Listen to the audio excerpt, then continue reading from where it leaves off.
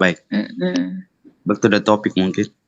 Iya, mungkin kalau di room saya ya nggak masalah. Kayak Luga Tambunan aja kan masuk room saya, orang-orang udah pada warning saya, tapi saya pertanyakan si Luga itu loh. Saya pertanyakan si Luga itu.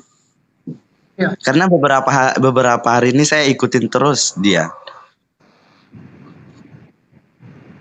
Iya, si Lugar juga pernah aku naikin di sini, tapi kita cuma bersilaturahmi untuk ajaran.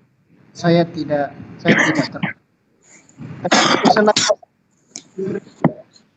selagi percaya Allah, saya tidak bermasalah. Iya, intinya jangan sampai menyinggung yang lain kan. Iya.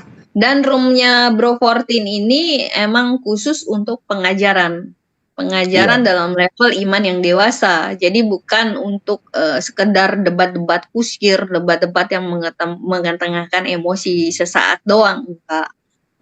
Ya sih, betul juga sih. Kadang-kadang kan nggak semua orang masuk maunya ngomong terus, nggak mau jadi pendengar, itu yang susah. Ini kita layani yang petantang-petenteng di luar sana.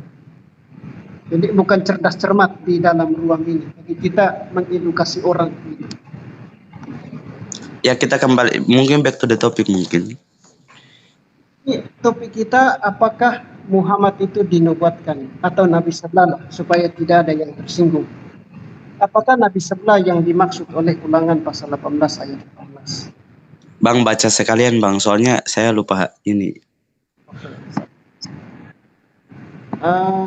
Sebenarnya aku banyak paper tentang ini, A Prophet Like Moses, tapi kan kita itu kan di ruang-ruang akademis yang kita bisa bahas. Tapi ya, kita diskusi aja ya. Ulangan 18 ayat 18.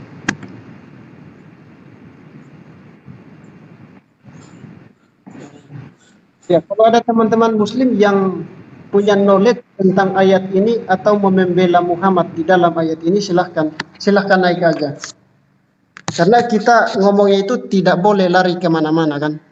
Jadi untuk teman-teman yang muslim boleh naik untuk bisa membela bahwa adalah Muhammad. Itu maksud saya begitu. Silakan. Oke.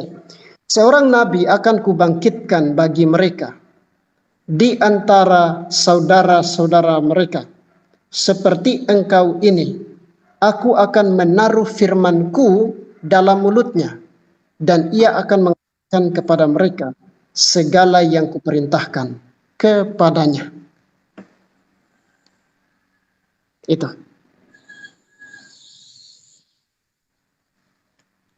ayatnya, teman-teman. Jadi bagi yang bisa menang. Karena mereka mengklaimnya gini, argumentasinya begini. Musa itu menikah, Yesus tidak menikah. Itu argumen dari Ahmad Didat. Jadi dia sudah nabrak si Kainama, bukan Kainama, siapa yang bilang Yesus menikah itu ya? Oh, ada yang bilang Yesus menikah? Banyak sekali itu, nandar itu.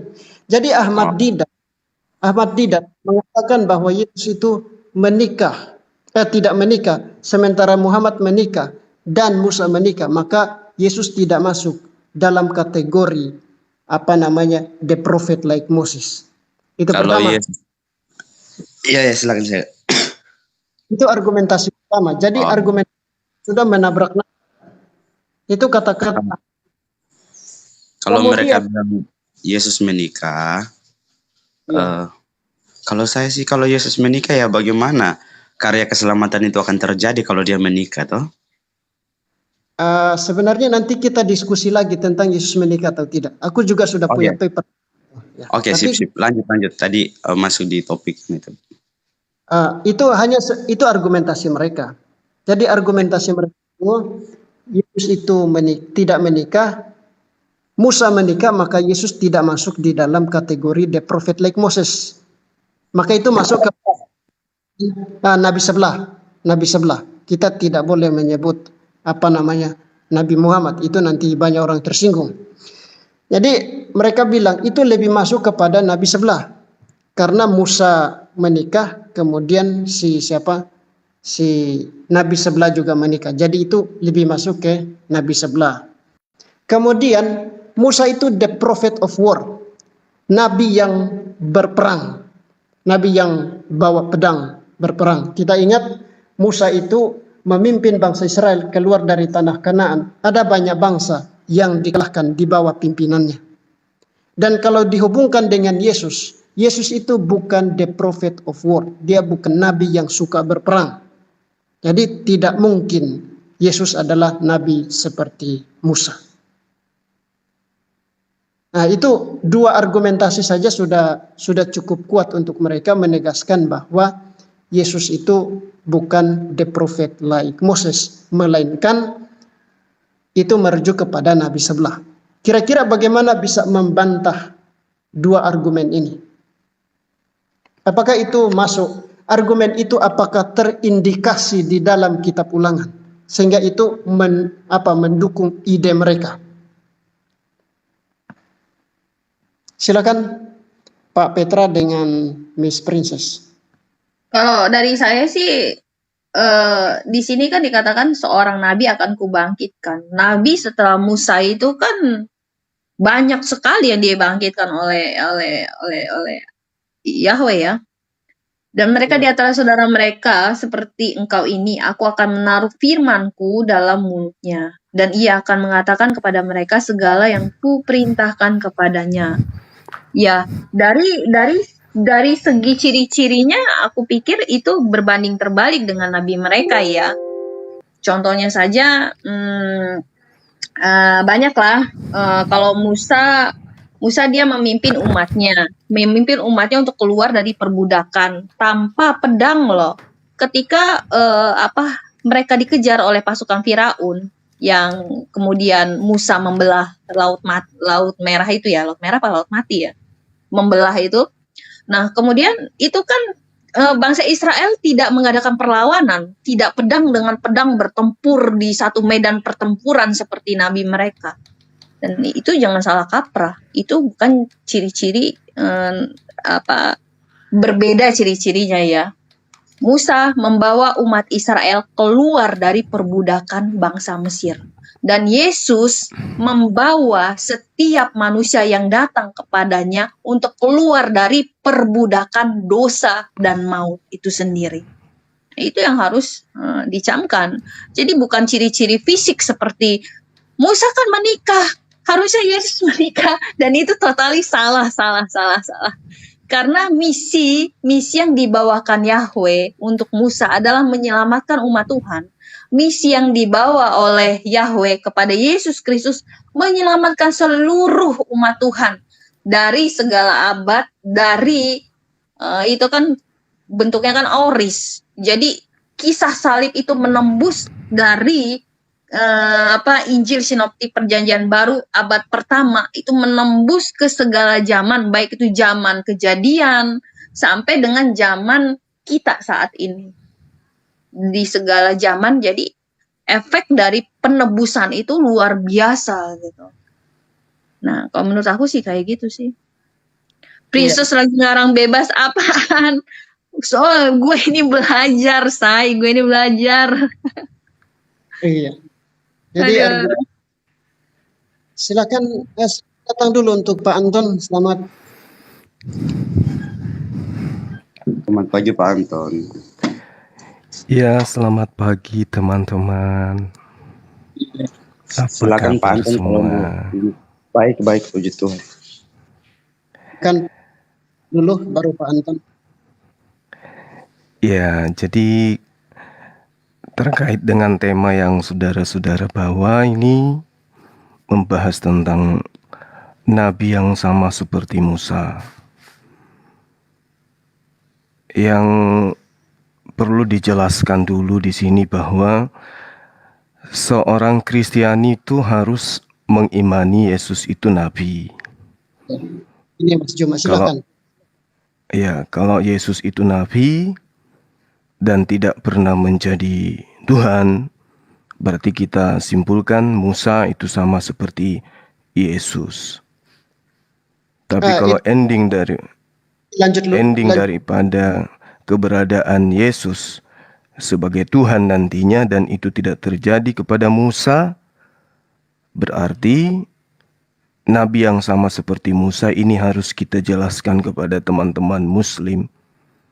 Dari aspek mana kemudian bisa dikatakan bahwa Nabi yang sama seperti Musa itu adalah Yesus. Barangkali sampai di sini teman-teman bisa menjelaskan. Terima kasih Mas. Cuma silakan Pak Petra. Nah, kalau saya sih seperti yang telah disampaikan tadi oleh Mbak Princess tadi, bagaimana kan belum banyak nabi toh, banyak nabi yang maksudnya sesudah Musa itu kan banyak nabi. Jadi saya pribadi sih tidak terlalu memastikan bahwa itu nabi mereka atau tidak ya. Tapi ya kembali lagi banyak nabi. Jadi kalau memang ayat itu menyinggung tentang mereka sih, tapi di situ kan tidak mengatakan tentang Nabi Muhammad sendiri begitu.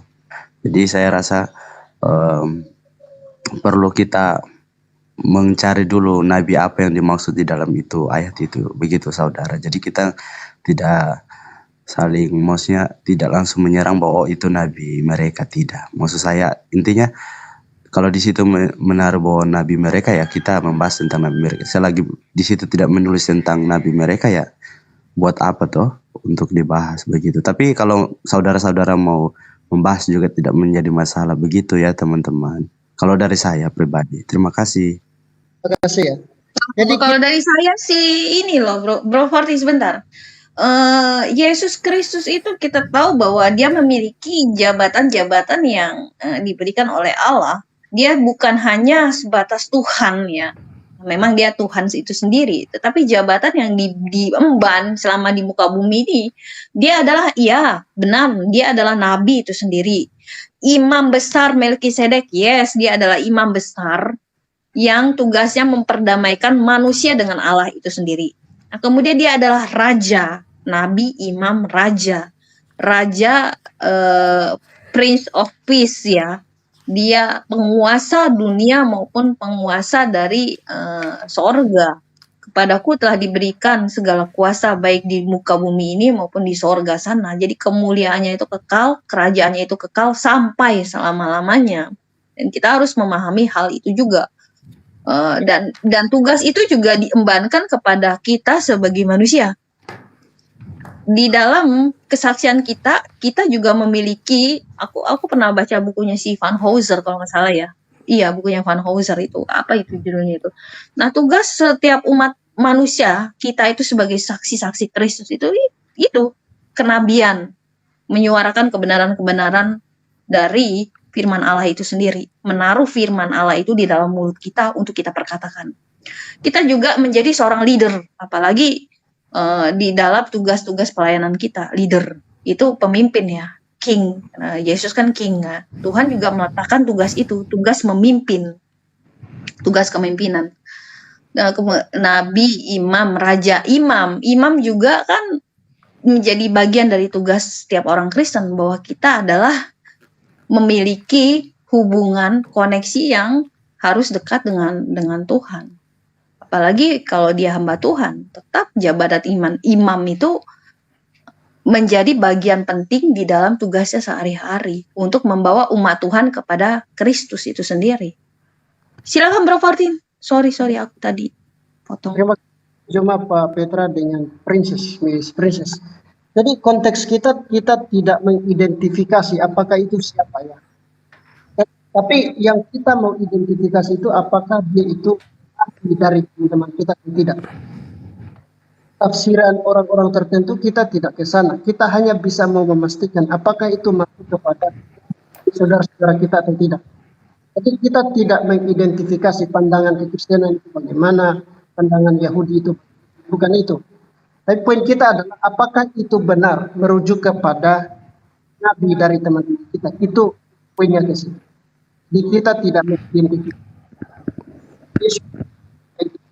apakah itu Yesua, itu ke sana. Itu poinnya ke situ teman-teman. Iya. Bisa dimengerti. Oke, baik teman-teman. Kita melihat di Imamat 19 ayat 11 ayat 12. Janganlah kamu berbohong dan janganlah kamu berdusta. Jadi kalau teman-teman muslim kita mengakui itu adalah nabi yang mereka imani, lalu kemudian itu tidak sesuai dengan kenyataan, maka mereka itu berbohong. Begitu juga teman-teman Kristen, kalau ternyata itu bukan Yesus, maka itu pun juga berbohong. Karena di dalam Yohanes 8 ayat 44, iblis adalah bapa segala dusta. Jadi kebenaran itu harus kita kedepankan. Benar apa yang katakan saudara Putra Tanimbar, bahwa kalau bukan nabi jangan diakui nabi. Saya di sini ingin mengatakan kepada saudara-saudara, Musa itu tidak dituhankan, sedangkan Yesus itu dituhankan. Berarti tidak ya. bicara esensi di sini. Kita tidak berbicara tentang esensi. Apakah dia nabi, apakah dia Tuhan, person tertentu, bukan. Itu sudah konteksnya lain. Ya. Jadi fokus pada itu. Iya, baik. Tapi kalau aku dengar Pak Antonius ini suaranya mirip Zuma ya. Ayo, Zuma kali ya. Kalau ngomong dengan Iya teman-teman, saya harus gunakan cara seperti ular cerdik, ya gitu, supaya saya bisa naik ke sini. Kita anak bangsa, ayo mari kita dialog baik-baik. Oke. Jangan kita Oh, ini saling Zuma yang membenci mereka maksud. satu sama lain. Iya, kalau beda iman itu biasa. Iya. Ya, Kalau ada yang biasa. keliru dengan Bang Suma, diluruskan, diingatkan apa yang keliru gitu, jangan dimusuhin. Karena kan Bang Suma. beritakan Bang Suma. Injil kepada seluruh makhluk, kan saya juga makhluk gitu loh. Ya silakan. Bang Suma suka ini sih, suka apa? Ngehujat. Gue itu paling sebel, paling ilfil kalau ngelihat Bang Suma itu ngehujat. Iya, kalau saya menghujat, ya saya dimaafkan gitu. Ya sudah, mari kita dialog baik-baik. Jadi nggak masalah. Betul. Ya. Gak apa-apa. Salam kenal ya Bang Suma ya. Iya Mbak. Pengalaman bagi cerita itu wajar. Iya. Oke, silakan. Temanya dilanjutkan. Saya nyimak sementara. Kebetulan ada guru Erben di sini. Silakan. Oke, mari kita bahas. kita kepada identitas. Pak Bos. Mari kita bahas yang tadi itu. Apakah itu layak Tidak. ayat tadi? Kita bahas saja. Bisa? Iya, silakan. Ya. Karena ada kita, misalnya Ahmad Didat dan teman itu biasa mereka Bro Fortin. Putus-putus ya? Putus-putus. Iya, mungkin agak pindah dikit deh. Astagfirullah. Silakan teman-teman, boleh yang bagus dulu. Silakan. Udah tuh, silakan Bro Fortin mau ngomong apa? Ini kan room lo. Silakan. Oke, jadi kita mau teks kita. Apakah itu karena teman-teman kita seperti Ahmad Didat ya. Ahmad Didat tadi saya sudah nonton videonya. Dia mengklaim bahwa itu adalah merujuk kepada nabi saudara-saudara kita. Argumentasinya adalah beliau menikah dan Musa itu menikah. Jadi masuk kepada si ini nabi mereka. Jadi kita harus melihat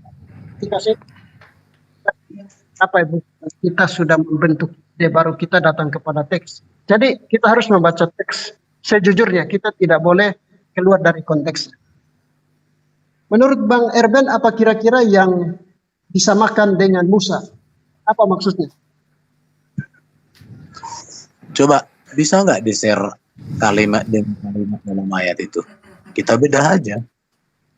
Oke, siap. Share aja. Iya, dia kan nanti pertanyaannya itu dalam hal apa ia disamakan dengan Musa kan? Itu pertanyaannya nanti. Aku bangkitkan bagi mereka dari antara saudara mereka seperti engkau bentar. ini. Ya. Oke. Dari antara saudara mereka. Siapa saudara mereka itu?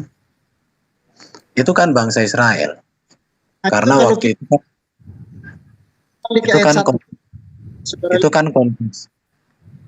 itu kan konteksnya sedang di padang gurun. Iya. Jadi saudara mereka yang dimaksud di situ tidak ada hubungan dengan Ismail. Kalau Ismail itu kan itu setarat dengan Ishak. Sedangkan 12 suku Israel itu sudah jauh setelah peristiwa Ismail. Kurang lebih 430 tahun. Jadi itu tidak ada hubungan dengan mereka. Baru di kalimat berikut, coba ulangan berapa itu? Ulangan berapa? Biar saya buka Alkitab saya. 18 ayat 18, Bang. Ulangan 18 ayat 18. Nah, habis ini Bang Juma nih yang jelaskan 18 sesuai dengan view ininya ya, dengan view Al-Qur'annya. Baik. Oke, ayat 17 ya. Lalu berkatalah Adonai. Adonai di sini kan YHWH. Apakah Musa percaya kepada YHWH? Adonai kan tidak. Karena YHWH bukanlah Allah SWT. Tidak ada ceritanya Adonai itu jadi Allah, nggak ada. Baru seorang nabi, perhatikan ya, akan kubangkitkan bagi mereka. Bagi siapa? Bagi bangsa Israel. Dari antara saudara mereka. Siapa saudaranya? 12 suku Israel. Seperti engkau ini. Siapa seperti engkau? Musa. Musa itu kan diberikan hukum. Yesus kan menggenapi hukum. Nah, di situ. Apakah hukum yang dibawa oleh Muhammad sejalan dengan hukum yang dibawa oleh Musa? Berbeda. Buktinya 10 hukum Taurat yang diberikan kepada Musa tidak ada di Islam. Itu. Baru kita lihat lagi ya. Apakah Muhammad pernah berbicara langsung dengan Allah? Tidak. Dengan Adonai tidak. Sedangkan Yesus firman-Nya sendiri. Jadi nggak ada hubungan. Aku akan menaruh firman-Ku dalam mulutnya. Apakah Muhammad pernah ditaruh firman dalam mulutnya? Tidak. Karena semua firman yang diterima Muhammad semua berasal dari Jibril. Ya, dan ia akan mengatakan kepada mereka segala yang kuperintahkan kepadamu. Jadi tidak pernah Allah Subhanahu wa taala berbicara langsung kepada Musa. Nanti kepada Muhammad. Kalau dikatakan nanti pernah waktu peristiwa Isra Mi'raj, baca aja hadisnya. Hadisnya itu mengatakan itu peristiwa mimpi. Jadi itu saja sudah membuktikan ayat itu bukan tidak ada hubungan dengan Nabi Muhammad. Nah, dan nanti ini akan bertentangan dengan Mazmur 149 bahwa Tuhan tidak pernah berbicara lagi setelah bangsa Israel kepada bangsa-bangsa lain. Iya. Jadi itu sudah gugur itu ayat-ayat itu. Dibaca aja teliti, disimak. Baru Musa itu sekolah loh. Musa itu sekolah. Muhammad itu buta huruf. Jadi nggak ada hubungan. Musa itu dengan Muhammad nggak ada hubungan. Kalau dengan Yesus jelas. Kenabian Yesus itu justru menyempurnakan kenabian Musa. Itu aja dari saya. Silakan Pak kalau ada mau. Baik. Makasih teman-teman. Jadi kalau kita melihat ya dari sudut pandang Al-Qur'anul Karim, sebenarnya dalam Al-Qur'an itu sendiri tidak diceritakan secara spesifik bahwasanya diterangkan di dalam kitab ulangan misalnya seperti itu. Kalau di dalam Al-Qur'an itu hanya menjelaskan terkait dengan pengetahuan Bani Israel akan datangnya sosok Nabi bernama Ahmad. Itu ada di dalam Al-Qur'anul Karim. Contoh misalnya di dalam surah Al-Araf, ya, di surah Al-Araf itu sahabat-sahabat diterangkan di ayat 157. Allazina yattabi'unar rasul nabiyil ummi. Di situ diterangkan bahwasanya satu akan datang seorang nabi yang ummi alias buta huruf. Lalu kemudian diterangkan juga di dalam Al-Qur'anul Karim dalam surah Al-Baqarah ayat 146, orang-orang yang telah kami beri kitab Torah, Injil itu mengenal Muhammad seperti mereka mengenal anak-anak mereka. Alladzina atainahumul kitaba ya'rifuna kama ya'rifuna abna'ahum. Tetapi Al-Quran menegaskan, teman-teman, wa inna fariqam minhum la yaktumunal haqqa wa hum ya'lamun. Pasti di antara mereka menyembunyikan kebenaran itu, padahal mereka mengetahui. Nah, kebenaran Al-Quran ini kemudian itu bisa dilihat seperti apa yang sering dibawa oleh teman-teman Kristolog Kristen terkait dengan adanya Warakah. Warakah ini adalah ahli kitab. Seketika Siti Khadijah datang kepada beliau, dia katakan bahwa ini adalah kudus, namus, kata beliau. Inilah malaikat yang datang kepada Nabi Musa alaihissalam, kata beliau, terkait cerita yang dibangun kemudian oleh Khadijah terhadap apa yang terjadi kepada baginda Rasulullah Muhammad SAW. Jadi tidak ada di dalam Al-Quran bahwa ulangan ya secara spesifik dikatakan itu berbicara tentang Rasulullah. Hanya saja yang dikatakan nubuatan itu adalah gambaran, penglihatan, ramalan seorang nabi terhadap apa yang telah terjadi, sedang terjadi, dan akan terjadi. Nah, terkait dengan ulangan 18, kenapa umat Islam itu selalu membawa data itu kemudian di ruang dialog? Itu karena kami umat Islam itu, teman-teman, merasa bahwa yang pas duduk di situ memang beliau Rasulullah. Tapi itu adalah merupakan sebuah konsep yang ada di dalam ajaran agama Islam, tidak memaku-mati bahwasanya itu bukan Yesus tapi Rasulullah.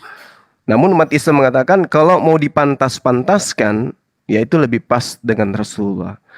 Nah, saya minta, mungkin nanti juga akan saya jelaskan apa alasannya. Untuk itu saya juga minta kepada teman-teman saya di sini, tolong dijelaskan kepada saya apa alasannya kok itu bisa jadi Yesus, sementara di dalam Yesaya 43, Ulangan 43 nomor 10.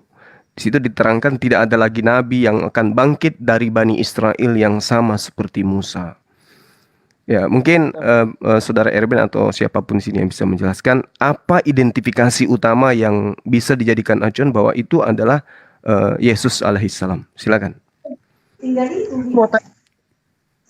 Aku mau tanya Bang Juma, boleh ya? Ini masih dengan yang disampaikan oleh Bang. Nah, Bang Juma tadi mengatakan bahwa Kanjeng Nabi itu adalah apa ya? Ya, ini rendahkan ya, bukan. Tapi gini, itu seperti apa yang disampaikan?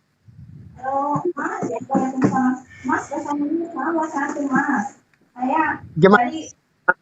Kondisioner Mas kasihnya apa? Putus bro. Putus bro 14.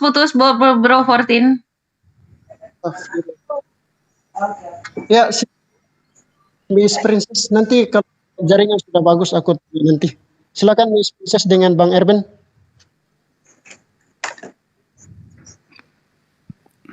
Dari saya itu jelas sekali ya, dimana Musa itu dia membawa misi untuk menyelamatkan orang Israel dari perbudakan bangsa Mesir. Selalu saya katakan bahwa ketika bangsa Israel keluar dari perbudakan bangsa Mesir, itu kan dikejar-kejar sama Firaun. Dan ketika masuk ke laut mati atau laut merah itu ya, ketika Musa membelah laut merah, itu pasukan Firaun itu diterjangkan sama gelombang setelah bangsa Israel keluar dari laut tersebut. Nah, di sini juga kalau orang Kristen memiliki pemahaman bahwa Kristus pun sama seperti Musa, yaitu menyelamatkan setiap orang, setiap manusia yang datang kepadanya untuk diselamatkan seperti misi yang telah diembankan oleh Musa ya. Nah, kita tahu bahwa untuk orang Israel itu Musa adalah seorang nabi yang puncak pewahyuannya itu ada di Musa. Jadi orang Israel itu puncak pewahyuan ada di Musa. Tetapi bagi orang Kristen kita, puncak pewahyuan kita adalah melalui Yesus Kristus. Tuhan dan Juru Selamat itu sendiri, Yohanes 1 ayat 1 yang berinkarnasi, Allah yang berinkarnasi di dalam diri Yesus Kristus sendiri yang memiliki misi untuk menyelamatkan. Jadi ini tidak menciri-cirikan, tidak ada faktor-faktor fisiknya, seperti misalnya Musa menikah, oh Yesus juga harus menikah. Itu salah, keliru. Jadi yang harus dilihat adalah posisi daripada misinya itu. Misi Musa menyelamatkan bangsa Israel dari perbudakan bangsa Mesir. Misi Yesus adalah menyelamatkan seluruh manusia di muka bumi ini untuk bisa datang kepada Allah, karena selama ini manusia sudah jatuh ke dalam dosa dan telah kehilangan kemuliaan Allah, sehingga butuh keselamatan untuk bisa mencapai kembali Allah itu sendiri. Silakan Bang Erben. Silakan respon Pak Erben. Nanti kita datang ke Pak Petra, lalu direspon lagi oleh Pak Juma. Silakan Pak Erben. Kalau dikaitkan itu dengan Muhammad dalam segala ajarannya berbeda dengan Musa. Muhammad nggak pernah memanggil Adonai Elohim sebagai Bapa. Muhammad tidak menerima kitab-kitab yang ditulis oleh Musa. Itu masalahnya. Kalau memang Muhammad itu meneruskan ajaran Musa, mengapa Nabi Muhammad tidak menjilid kitabnya Musa satu dengan Quran? Itu yang harus direnungkan. Gak mungkin dong yang dinubuatkan kepada Musa malah kitabnya itu tidak dijilid satu. Itu menjadi sebuah pertanyaan juga. Baru berbicara juga Allah yang esa di dalam ajaran Musa dengan Allah yang tauhid itu berbeda. Karena esa bukan tauhid. Karena tauhid itu setahu saya itu menyatukan. Sedangkan esa itu satu-satunya. Allah yang tauhid di dalam ajaran Muhammad, firman dan rohnya itu, firmannya malah disebut diciptakan. Rohnya juga dikatakan itu Jibril. Sedangkan Musa, roh Allah itu, ya roh Allah, prinsip hidup Allah. Firman Allah, hikmat Allah. Baru kita lihat juga, firman atau memra Elohim di dalam ajaran Muhammad nggak pernah teofani. Di dalam ajaran Musa, memra Elohim teofani. Jadi kalau disama-samakan kepada Musa ini sudah apa? Disama-samakan dengan Muhammad atau dinubuatkan pada Muhammad, nggak ada alasan. Tapi kalau kita katakan bahwa Musa, Nabi yang dijanjikan kepada Musa itu menuju kepada Yesus, itu sudah diklaim di dalam Kisah Para Rasul. Di abad pertama sudah diakui gereja bahwa nubuat itu kepada Kristus. Kenapa? Karena Musa membawa hukum yang disempurnakan, yang dilengkapi, yang dipenuhi, digenapi oleh Yesus Kristus. Itu intinya. Maka kalau Musa itu membawa Taurat yang tertulis, bahkan Taurat yang menjadi patokan hukum untuk dihukum seseorang, maka Yesus datang membawa Taurat yang hidup, yang menghidupkan, bukan mematikan, tapi menghidupkan, membawa manusia kepada hidup yang kekal. Baru tadi kalau dikaitkan dengan Warakah yang menyatakan bahwa Muhammad itu seorang nabi, justru itu menegaskan bahwa Muhammad ini nggak ada hubungan dengan Musa. Karena di dalam keyakinan Kristen, Muhammad itu kan Nasoro, salah satu sekte bidat yang sudah dianatema, yang ajarannya ditolak oleh Kristen.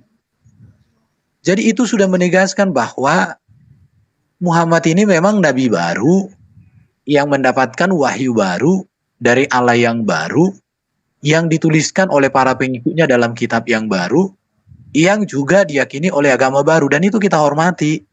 Itu lebih bagus. Karena semakin kita belajar nanti siapa Muhammad di dalam Alkitab, enggak ada. Bayangkanlah ya, sejak Musa 2000 tahun sebelum Islam sampai dengan gereja di abad pertama 1500 tahun semasa 1500 tahun itu, Musa sampai dengan Yohanes Pembaptis sampai Yesus dan gereja gak pernah menantikan namanya datang seorang nabi penyempurna dari Arab, gak ada. Justru nabi yang paling penyempurna itu yaitu Mesias.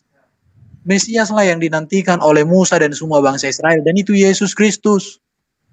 Kalau Muhammad itu nabi penyempurna, berarti gagallah pengharapan Israel tentang Mesias. Kalau Muhammad itu penyempurna, mengapa ajaran Muhammad dan para nabi yang dituliskan dalam kitab yang diberikan kepada Muhammad itu berbeda, bertempur, bertentangan dengan apa yang ada di dalam kitab terdahulu? Jadi saya tegaskan sama teman-teman Muslim, saya menghargai kalian punya Allah yang beda, nabi yang beda, Jibril yang beda, kitab yang beda, tidak ada hubungan dengan Kristen dan Yahudi. Itu kesimpulannya, tidak ada hubungan. Jadi kita terima aja perbedaan ini bulat-bulat, gak usah lagi dikait-kaitkan. Biarkanlah Islam menjadi agama yang mandiri, ajaran yang mandiri, Allah yang mandiri, Nabi yang mandiri, kitab yang mandiri. Jangan hanya Bank Mandiri yang ada. Nah, itu aja dari saya, semoga bisa dipahami. Ya. Sebentar, saya ngerujuk pada Yesaya 43 ayat 10 dulu. Ya, tadi Bang Zuma sempat ngomong mengenai Yesaya 43 ayat 10. Kamu inilah saksi-saksiku. Demikianlah firman Tuhan dan hambaku yang telah kupilih supaya kamu tahu dan percaya kepadaku dan mengerti bahwa akulah tetap Dia. Sebelum aku tidak ada Allah dibentuk dan sesudah aku tidak akan ada lagi. Akulah Tuhan dan tidak ada juru selamat selain daripadaku. Kita dalam perspektif Kristen, kita tidak mempermasalahkan mengenai masalah ini karena udah clear bahwa Yesus Kristus itu adalah Tuhan. Ketika Yesaya 43 ayat 11 itu dikatakan akulah Tuhan, tidak ada juru selamat selain daripada aku, ya benar, karena Yohanes 1 ayat 1 dijelaskan bahwa firman itu adalah Allah dan firman itu bersama-sama dengan Allah yang menginkarnasi di dalam diri Yesus Kristus. Justru ini menguatkan, kecuali kalau Yesus Kristus itu nabi, syaratnya itu nggak afdol. Yesus Kristus bagi orang Kristen itu lebih dari sekedar nabi. Dia adalah Tuhan dan juru selamat yang Allah itu sendiri yang berinkarnasi, sehingga syaratnya ini afdol.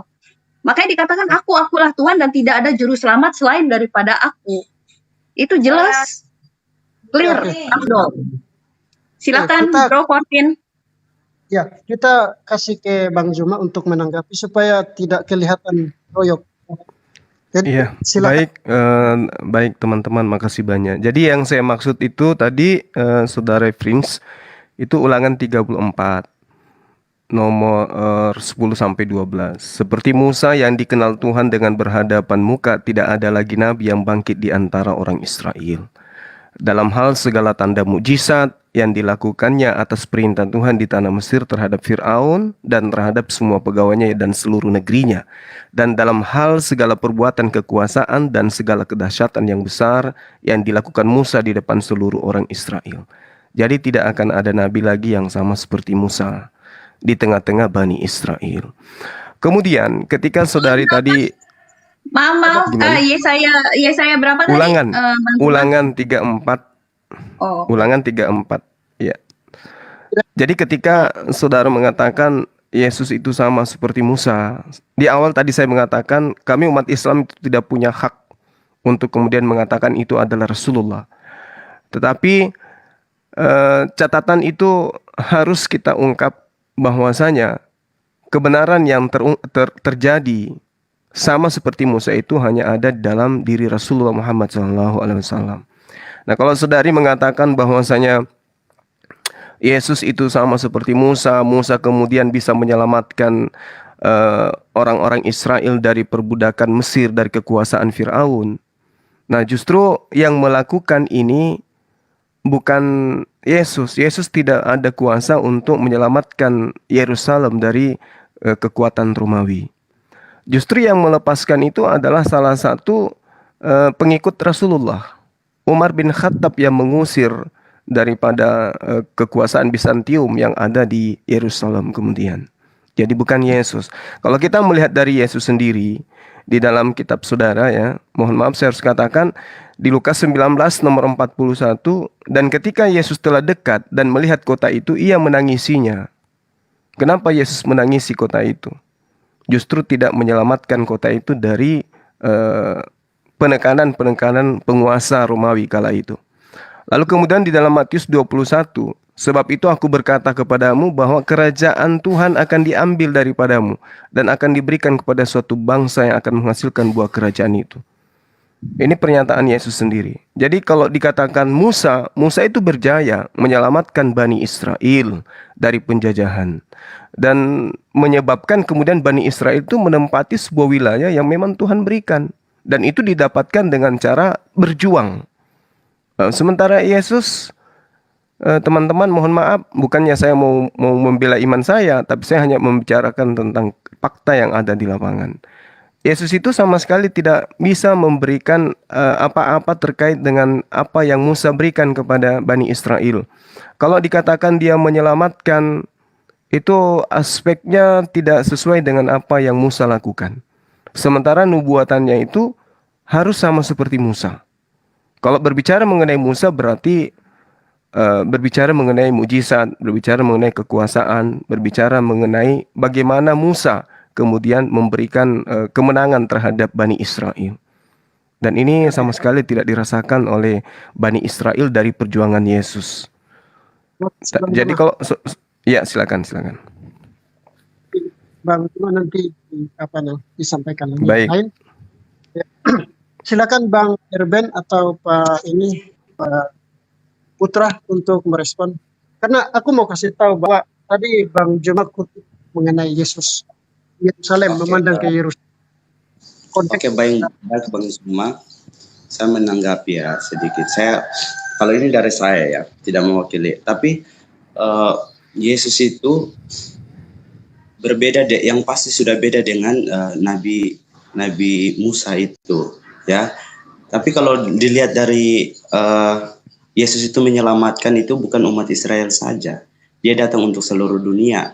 Jadi beda karya, ya. Kalau Bang Zuma memahami tentang karya keselamatan, saya rasa itu sudah menjelaskan seluruhnya bahwa Yesus itu, kalau Musa punya mujizat, ya kita ketahui itu. Yesus datang untuk, tapi caranya itu berbeda, ya. Yesus datang untuk mengajarkan tentang cinta kasih. Jadi saya juga tidak bilang apa yang disampaikan Bang Zuma itu salah, enggak. Tapi saya mau menyampaikan bahwa Yesus itu datang untuk mengajarkan tentang cinta kasih. Bagaimana dia menangis itu bukan karena dia tidak mau menyelamatkan dengan secara fisik, beda. Karya Tuhan itu bukan dengan fisik saja. Begitu ya Bang Zuma. Jadi kalau mau bilang tentang kenapa Yesus tidak menyelamatkan seperti Musa dan harus berjuang untuk Bani Israel, tapi bagi saya karya keselamatan itu berbeda. Memahami dulu karya keselamatan dalam umat Kristen, terlebih khusus kami Katolik, begitu ya. Kalau dari pribadi saya, kalau salah minta maaf. Terima kasih. Oke, ada Dan beberapa. aku tambahin juga, sebentar ya Bang Erwin, aku tambahin juga di dalam Ulangan 34 ayat 10 itu, seperti Musa yang dikenal Tuhan dengan berhadapan muka, tidak ada lagi nabi yang dibangkitkan di antara orang Israel. Ini merujuk kepada konteksnya, yaitu bahwa puncak pewahyuan dari, selalu saya katakan puncak pewahyuan dari orang Israel itu adalah Musa. Musa adalah salah satu nabi yang paling besar yang dimiliki oleh Israel. Tetapi apakah ayat ini merujuk kepada setelah Nabi Musa tidak ada nabi-nabi lain? Oh, of course, pemahamannya nggak bisa seperti itu. Kita bisa lihat di situ ada banyak nabi-nabi yang dibangkitkan setelah masa periode dari Musa itu sendiri. Dan juga Bang Zuma harus memahami bahwa kerajaan Yesus Kristus itu tetap eksis sampai sekarang di dalam diri follower dari Yesus Kristus itu sendiri.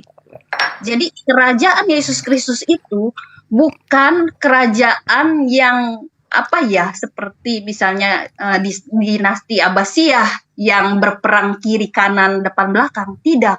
Yesus Kristus itu seperti yang Bang Putra tadi katakan bahwa memiliki misi ajaran cinta kasih. Dan of course tentu saja di dalam ajaran cinta kasih ini kerajaannya itu tidak secara fisik, tetapi secara spiritual yang dibangun dan dibangkitkan di dalam para pengikut dari Kristus itu sendiri. Ya silakan Bang Erben. Akan Oke, jadi gini, sebentar. Jadi kalau kita melihat di dalam ulangan tadi itu, kalau dibaca teliti kan, dalam segala tanda dan mujizat yang dilakukannya atas perintah Tuhan di tanah Mesir terhadap Firaun dan terhadap semua pegawainya dan seluruh negerinya, memang tidak ada lagi nabi yang pernah melakukan tanda seperti itu di tanah Mesir, nggak pernah. Karena sejak bangsa Israel keluar dari Mesir, mereka nggak pernah lagi diperbudak di Mesir sampai hari ini. Baru kalau berbicara jenis-jenis mujizat, contoh membelah laut, itu hanya di zaman Musa. Di zaman Yosua itu justru menghentikan air sungai, sungai Yordan. Bukan laut lagi, memang betul beda. Tetapi kalau berbicara secara karakter, secara etika dan moral, apa yang diajarkan di dalam Musa dengan apa yang ditegaskan oleh Yesus sejalan. Baru tadi kalau dikatakan juga, Yesus tidak pernah melepaskan bangsa Israel dari Roma. Yang harus dicatat adalah Roma itu kemudian menjadi daerah mayoritas Kristen. Bahkan tanah Arab yang sekarang hampir semua tanah Arab, dulu itu adalah mayoritas Kristen. Dan harus diingat, para rasul, para murid-murid Yesus, dan gereja mula-mula tidak pernah memberitakan Injil dengan cara mengangkat pedang, tidak ada. Tetapi justru mereka teraniaya. Mereka dianiaya dari satu tempat ke tempat yang lain. Kalau dibaca nanti buku yang berbicara tentang para martir dalam sejarah gereja, sampai tahun 300 itu orang-orang Kristen itu di berbagai wilayah, di berbagai kerajaan, di berbagai negara itu mengalami penganiayaan karena memberitakan Injil. Bukan menganiaya, tetapi pada akhirnya Roma itu menjadi Kristen sampai ke Spanyol, se Eropa, sampai ke Afrika, bahkan Ethiopia itu dulu daerah Kristen, Mesir menjadi daerah Kristen, bahkan Turki itu ada 7 gereja mula-mula di sana, sampai ada Konstantinopel dan semuanya. Di Arab juga banyak Kristen semua. Jadi kalau dikatakan Yesus tidak bisa, Yesus mengubah kerajaan yang menjajah bangsa Roma itu menjadi Kristen, bahkan hukum Kristen. Nilai-nilai Kristen di sana berlaku dan itu berdampak sampai sekarang. Kalau ayat yang tadi dikutip Bro Juma itu di dalam Matius 21 ayat 43, memang di sini seringkali teman-teman muslim membaca sesuatu itu tidak utuh. Ini kan perumpamaan tentang penggarap-penggarap kebun anggur ini. Jadi kalau kita baca di situ dikatakan begini, kalau dibaca seutuhnya ini penggarap-penggarap ini kan dikasih kepercayaan. Saya baca dulu ya. Suatu perumpamaan, ini bentuk perumpamaan adalah seorang penggarap membuka kebun anggur ketika tiba itu menyuruh hamba-hambanya. Jadi di sini digambarkan ada orang penggarap kebun anggur disuruh untuk mengusahakan kebun anggur. Tetapi ketika musim panen datang, pemilik kebun anggur itu diutus malah digebukin. Diutus lagi malah digebukin. Ini justru mengisahkan tentang betapa tegar tengkuknya bangsa atau manusia-manusia yang menolak Yesus. Jadi dengan demikian maka kita dapat mengambil satu kesimpulan. Orang yang menolak kasih karunia Tuhan secara berulang-ulang, maka dia akan ditinggalkan, bahkan akan dibinasakan. Karena akhirnya orang-orang yang menggarap kebun anggur itu tidak menghargai pemilik kebun anggur, ya akhirnya diambil tindakan. Tindakan terakhirnya apa? Ya dihukum mereka, diambil kerajaan itu. Jadi itu penggambarannya. Kalau bahasa khotbahnya, kalau kau sudah diberikan mutiara, hargailah mutiara yang diberikan dan gunakan, dan juga hargai yang memberikan mutiara itu. Jangan kamu malah melawan pemberi mutiara dan mutiara kau gunakan untuk kepuasanmu. Kalau enggak, kamu diselesaikan. Jadi menurut saya di sini butuh untuk membaca, butuh. Itu aja dari saya. Mungkin teman-teman silakan untuk dilanjutkan aja lagi. Kita tanggapi aja. Aku nambah sedikit. Bang Juma supaya kita Baik, makasih Saudara Erben dan juga Saudari Princess atas ilmunya dan juga Saudara Putra. Jadi gini teman-teman, kalau yang Anda jelaskan itu terkait dengan Yesus ya, bahwa yang sama seperti Musa itu adalah Yesus. Tapi kita nggak bisa melihat kemudian ciri yang bisa berkesesuaian dengan itu. Ya, apapun yang kemudian narasi yang akan kita bangun.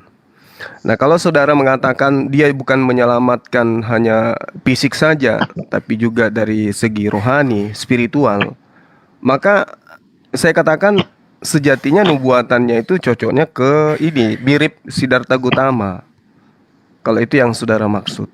Karena yang dimaksud di Ulangan 18 ini itu terkait dengan oknum yang sama seperti Musa. Kalau oknum sama seperti Musa ya harus sama. Harus sama. Kalau Rasulullah Muhammad SAW dikatakan tidak sama ya tidak masalah. Karena itu juga tidak menjadi penguat daripada iman umat Islam. Tapi yang pasti yang dilakukan oleh Nabi Musa alaihissalam itu juga pernah dilakukan oleh baginda Rasulullah Muhammad SAW. Tapi Yesus ini tidak pernah gitu. Tidak pernah melakukan hal yang sama. Bahkan ketika dia datang kepada Bani Israel, diterima sebagai nabi saja kagak. Apalagi diterima sebagai rasul. Apalagi diterima sebagai Tuhan. Sehingga nubuatan yang ada di Ulangan 18 nomor 18 itu sangat jauh dari keberadaan Yesus dan fakta yang ada di lapangan. Nah, terkait dengan yang saudara Erben tadi katakan di dalam Ulangan 34 itu, di situ sangat jelas dikatakan bahwa sama seperti Musa dikenal Tuhan dengan berhadapan muka. Kalau Anda mengatakan, teman-teman saya di sini mengatakan itu adalah Yesus, ya mohon maaf saya harus mengatakan bahwa Tuhan Anda sedang tatap-tatapan. Antara Tuhan yang satu dengan Tuhan yang lain sedang menatap sehingga mereka berhadapan muka. Sedangkan di dalam pemahaman saudara Tuhan itu hanya satu. Itu yang saya tahu. Tapi kalau Tuhan Anda berhadapan, bertatapan muka, berarti ya gugur iman saudara yang mengatakan Tuhan Anda satu. Lalu kemudian penekanannya ketika Yesus itu datang, malah dia mengatakan ada saatnya kamu, dia minta percaya malah, percayalah wahai perempuan, ada saatnya kamu tidak akan menyembah Tuhan di sini lagi, baik di gunung ini maupun di Yerusalem. Artinya itu adalah pembahasan yang sudah sangat nyata. Beliau bukan sama seperti Musa. Karena kalau Musa itu justru ditentukan ruang, ditentukan wilayah, ditentukan tempat di mana Bani Israel itu akan menetap dan kemudian memasyhurkan nama Tuhan. Tapi Yesus tidak. Dan Musa juga datang bukan hanya untuk Israel. Musa datang juga untuk mendakwai Firaun, orang Mesir. Sementara yang kita tahu, Yesus ketika datang itu hanya mendakwai Bani Israel saja. Dia tidak pernah mengatakan bahwa saya diutus untuk seluruh umat manusia. Seruannya selalu fokus kepada Bani Israel. Ya, sehingga poin-poin yang sama seperti Musa itu kita tidak dapatkan. Saya maksudnya, saya, bukan Anda semua, bukan saudara-saudara saya. Nah, terkait dengan Ulangan 18 nomor 18, teman-teman, di situ dikatakan bahwasanya ada kata ahehem, berarti di antara saudara-saudara Israel. Nabi Akim lahem mikereb ahehem katanya. Ahehem itu artinya saudara-saudara Israel. Nah, saudara-saudara Israel itu kan cuman siapa? Adanya saudara Israel itu adalah Ismail. Tapi sekali lagi saya tidak mau mengarah ke sana karena teman-teman pasti sudah tidak mengimani itu. Saya hanya ingin kejelasan gitu dari teman-teman secara konkret bahwasanya memang Nabi Isa atau Yesus alaihissalam itu adalah nabi yang sama seperti Musa. Dari aspek mana kira-kira? Saya belum menemukan aspek mana yang menjadi kesetaraan antara Nabi Musa alaihissalam dengan Yesus alaihissalam. Oke, terima kasih. Ini tolong saya iya, silakan teman-teman. Malik, silakan nanti kita ke Pak. Oke, putus-putus Pak, putus-putus suara Bapak. Oke ya, jadi Bro Juma, kembali lagi, kalau gini aja, kita buat aja item perbandingan. Siapakah yang tepat yang dinubuatkan kepada Musa di dalam Ulangan 18 ayat 18? Kita buat item yang pertama, suku.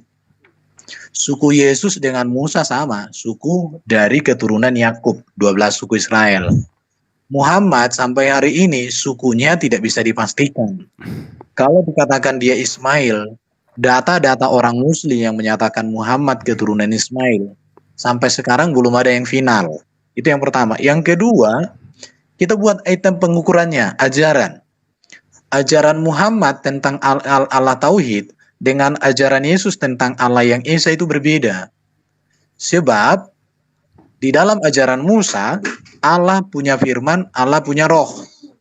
Di dalam ajaran Yesus, Allah yang Esa punya firman dan punya roh. Apakah Allah Tauhid punya firman dan punya roh? Itu yang harus dituntaskan. Kemudian, surga yang diajarkan di dalam pengharapan Israel Musa, surga yang tidak ada pesta kawin-mawin. Dan itu yang ditegaskan juga oleh Yesus. Tetapi bagaimana dengan di Muslim? Ada 72 bidadari. Pernah kita bahas itu, berdana montok. Itu kan sesuatu yang berbeda. Kemudian hukum perkawinan di Musa, itu nggak boleh mengingini istri orang.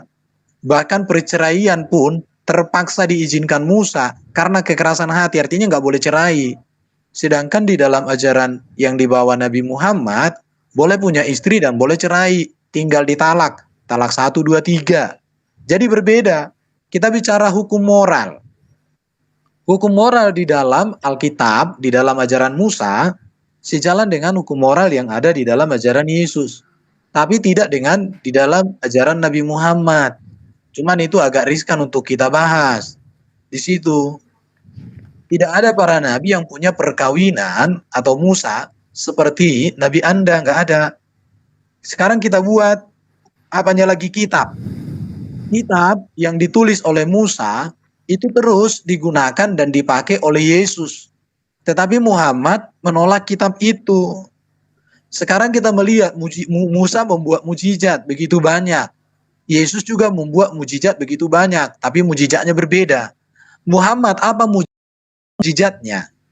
Kan tidak bisa Bro jelaskan. Jadi kalau Bro ngotot untuk mengatakan Ulangan 18 itu kepada Nabi Muhammad, maka beberapa item tadi itu harus Bro bisa jawab tuntas. Nah, di situ ya. Baru kalau Bro katakan Musa berdakwah kepada Firaun, Yesus hanya berdakwah kepada orang Israel. Ini Bro kurang membaca data. Karena Yesus juga berbicara dengan perempuan Samaria, kepala pengawai Romawi, perwira Romawi. Bahkan juga Yesus berbicara kepada orang Yunani. Dicek aja di Alkitab itu. Di Alkitab itu ada kok Yesus berbicara. Bahkan justru ayat yang kamu katakan, aku diutus hanya untuk domba-domba yang ulang dari Bani Israel. Justru Yesus katakan itu kepada orang non-Israel loh. Yang kemudian wanita itu mengalami kesembuhan. Mendapatkan mujizat dia. Jadi gini, tadi ada orang yang komen, katanya orang Kristen itu membunuh orang Yahudi abad pertama. Udah aku bilang sama kalian, Kristen gak pernah memberitakan Injil dengan perang. Yang tahun 70 itu yang menganiaya bangsa Israel itu dan sekaligus menganiaya orang Kristen, bukan orang Kristen, tapi orang Roma. Orang Roma itu bukan Kristen. Baru yang mau saya tegaskan lagi sama Bro Juma, kalau Muhammad dikatakan saudara daripada Musa, itu nggak nyambung. Kenapa? Karena Abraham itu punya 2 anak namanya Ishak dan Ismail. Ishak itu punya anak 2, Yakub dan Esau. Yakub punya anak 12 keturunan. Kalau kita mau berbicara tentang siapa saudara dari 12 suku Israel, maka itu harus kepada Esau, bukan kepada Ismail. Karena Ismail dengan Musa atau dengan 12 suku Israel itu sudah 3 generasi. Jadi tidak ada hubungan. Tidak mungkin dong dikatakan saudara daripada Musa itu kepada Ismail. Sementara Yakub punya saudara kandung itu Esau. Kata saudara di situ lebih tepat kepada Esau. Kalau mau kita ikuti pola pikirnya Bro, bukan kepada Ismail. Dan Muhammad juga sampai hari ini tidak ada bukti sejarah yang membuktikan bahwa Muhammad itu keturunan Ismail. Tidak ada. Kenapa? Karena banyak orang menunjukkan diagramnya begini. Giliran ditanya, dari mana sumber diagram ini Anda ambil? Nggak bisa dijawab. Karena data-datanya tidak ada. Dan ini yang sangat penting. Orang Kristen percaya kepada Allah yang Esa sama seperti bangsa Israel percaya kepada Allah yang Esa. Perbedaannya adalah di dalam konteks PL, Allah yang Esa teopani melalui Memra, Dafar, Elohim. Teopani dia. Tetapi di dalam iman Kristen, bahwa Dafar atau Memra Elohim itu tidak lagi teopani, tetapi sudah inkarnasi. Itulah Yesus Kristus. Maka Yesus Kristus itu ilahi dan insani, karena dia firman yang inkarnasi, dan dia manusia yang memang berasal dari rahim. Tidak ada orang Kristen yang menolak Allah yang Esa. Tetapi keesaan Allah di dalam ajaran Kristen dengan keesaan Allah di dalam Islam itu berbeda. Di situ yang harus dicatat, berbeda. Ya. Jadi kalau bicara kata Tuhan nanti konteks PL dengan kata Tuhan konteks BB, itu saya sudah pernah jelaskan sama Bro Juma. Karena Tuhan konteks PL itu berbicara kepada Adonai Elohim, Bapa di surga. Tetapi kalau konteks Tuhan untuk PB, itu berbicara jabatan, gelar kepenguasaan dari kata kurios. Seperti kata Rob di dalam Quran, yang bisa dipakai kepada Allah, bisa kepada seorang raja atau seorang terhormat. Itu ada di surat Yusuf berapa itu? Surat Yusuf. Ini ada Malikil bisa membuktikan itu. Kata Rob itu kepada Potifar. Tetapi kata Rob juga dipakai kepada Allah. Seperti itulah penggunaan kata Tuhan konteks PB. Itu aja dulu dari saya. Kalau ada yang mau tambahkan silakan. Kalau dari saya sendiri, apakah Yesus itu untuk satu bangsa? Tidak. Yesus itu untuk segala bangsa. Kita udah tahu, udah jelas nih di dalam Matius 28 ayat 18-20 dikatakan Yesus mendekati mereka dan berkata, "Kepadaku telah diberikan segala kuasa baik di sorga dan di bumi. Karena itu pergilah, jadikanlah semua bangsa muridku, dan baptislah mereka dalam nama Bapa, Anak, dan Roh Kudus. Dan ajarkan mereka melakukan segala sesuatu yang telah kuperintahkan kepadamu, dan ketahuilah aku menyertai kamu senantiasa sampai kepada akhir zaman." Jadi fix ya, Yesus Kristus ada untuk segala bangsa, seluruh bangsa di dunia ini. Itu aja. Silakan Bang Juma direspon. Baik. Silakan. Ya, makasih saudara-saudara saya ya. Jadi kalau saudara Erben mengambil pemaknaan dari saudara-saudara mereka, lantas kemudian itu diambil dari Esai, ya siapa di antara nama-nama yang menjadi keturunan Esai kemudian yang tampil sama seperti Musa? Daud, Salomo, Rehabeam, Abia, Asa, Yohabat, Yoram, Usia, Yotam, Ahaz, atau siapa? Yesus nggak mungkin. Itu udah dia diskualifikasi, dia nggak bisa masuk ke sana. Jadi siapa kira-kira? Yusuf nggak mungkin, Matan nggak mungkin, Eliud nggak mungkin, Sadok nggak mungkin. Jadi kalau Anda mengatakan bahwa saudara-saudara mereka itu adalah dari sebelah, bukan dari Yehuda tapi dari Esai, ya silakan Anda tampilkan tokoh itu. Siapa di antara mereka? Rehabeam, Abia, Asa, atau Yoyakim? Nah, kan nggak bisa, teman-teman. Jadi yang saya harus katakan kepada saudara di sini, bahwasanya adanya kata di antara saudara mereka dalam frasa ini menunjukkan kepada umat Israel. Sehingga kita harus memaknai ini dengan jujur. Dari antara saudara mereka itu dapat kita artikan di antara saudara umat Israel. Siapa saudara umat Israel? Nah, kalau Anda lihat di dalam catatan Bible, saudara dari umat Israel itu paling dekat itu adalah aspek genetis. Tidak lain dan tidak bukan adalah keturunan Ismail. Tapi saya tidak sedang ingin mengangkat tokoh baginda Rasulullah Muhammad SAW. Tidak. Karena itu tidak akan Anda imani. Tapi saya hanya ingin minta pada teman-teman bukti akurat bahwa kesamaan Musa dengan Yesus itu dari aspek apanya. Ini yang belum saya temukan. Kalau di Islam ya saya bocorkan sedikit. Di situ jelas dikatakan bahwasanya ketika Rasulullah Muhammad SAW melakukan tindakan yang menurut saudara-saudara itu tidak manusiawi atau merupakan satu tanda bahwa dia bukan nabi, itu dilakukan Nabi Musa alaihissalam. Musa mengalahkan musuh-musuhnya dan menjadi pemenang pada masanya. Ya, sedangkan Yesus dilahirkan dari perawan Maria tanpa ayah dan dia tidak mempunyai istri, anak-anak dan seterusnya, dan dia malah disengsarakan oleh Yudas Iskariot. Ya, dia dijatuhkan di dalam kesengsaraan. Tapi Nabi Musa tidak mengalami itu. Jadi mohon maaf, saya bukan mau mengangkat tokoh dari Islam, tidak. Saya hanya ingin teman-teman saya di sini yang saya tahu bahwa kalian adalah orang-orang hebat, tolong tunjuk kesamaan Nabi Musa itu dalam perspektif apa. Kalau dari rasio kita ingin diarahkan kepada bagian daripada spiritual, saya katakan itu tidak lari ke Musa, larinya ke Siddhartha Gautama.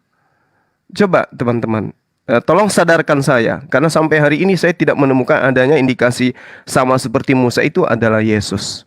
Kalau saudara Erben tadi menjelaskan dari sisi ini, dari sisi kitab, saya katakan, Bung, Nabi Musa alaihissalam dengan Tuhannya menerima firman, tidak ada perantaraan kecuali malaikat. Anda bisa baca di Kejadian 3. Rasulullah Muhammad SAW juga sama. Semua firman Tuhan itu terlontar dari mulutnya. Karena Ulangan 18 dikatakan, aku akan menaruh firmanku dalam mulutnya. Dan saya belum menemukan ada firman yang ditaruh di dalam mulut Yesus dan bisa kita buktikan hari ini. Yang ada adalah firman di mulut Lukas, mulut Markus, mulut Matius, mulut Paulus. Malah dikatakan Injil Lukas, Injil Markus. Injil Yesus sendiri mana sebagai firman? Dia yang menerima firman, dia yang menyampaikan firman. Nah, firman yang ditaruh di mulutnya itu ditulis di mana rupanya? Ini teman-teman, saya bukannya mau menggugah dan mengangkat Rasulullah karena adanya Al-Quran sebagai mukjizatnya. Tetapi saya ingin Yesus itu punya seperti apa yang dimiliki oleh Musa. Oke, silakan. Oke. Saya kasih bukti ya. Jadi kalau Bang semua ini maksa banget dengan view-nya ya. Aduh. Selanjut Bang Erben. Oke, sebentar ya. Jadi sebentar. Oke. Abraham itu punya 2 anak, satu dari budak namanya Ismail, kemudian Ishak. Ishak punya 2 anak namanya Yakub dan Esau. Yakub punya 12 keturunan. Dari 12 keturunan ini salah satu Musa. Ini ya. Terus saudara Musa itu siapa? Apakah menunjuk kepada Ismail? Tentu terlalu jauh. Karena ada saudara dekat Esau. Jadi kata kalau kita mau mengikuti cara pikirmu, saudara daripada Israel, ya Esau. Karena ini satu bapak dan ibu. Bahkan Ishak dengan Ismail ini sudah pisah ini. Pertemuan terakhir antara Ismail dengan Ishak ketika Abraham meninggal, itu pertemuan terakhir. Jadi kalau mau memahami secara data, ya begitu. Kemudian apa sih aspek yang bisa kita lihat tentang Yesus dengan Musa? Yang pertama, kenabian. Kenabian Yesus itu dipanggil, dideklarasikan oleh Allah itu sendiri. Musa juga begitu. Kenabian Musa itu dideklarasikan oleh Allah sendiri, dibuktikan dengan mujizatnya, dengan ajaran-ajarannya, dengan perjumpaannya. Yesus memiliki perjumpaan dengan Allah. Bahkan ketika Yesus dibaptis, suara itu nyata, didengarkan orang banyak. Musa juga begitu, ketika dia di atas gunung, suara itu nyata, kemuliaan itu nyata. Kemudian kita masuk kepada aspek ajaran. Aspek ajaran Musa dengan aspek ajaran Yesus sejalan. Bahkan kitab Musa dipakai oleh Yesus.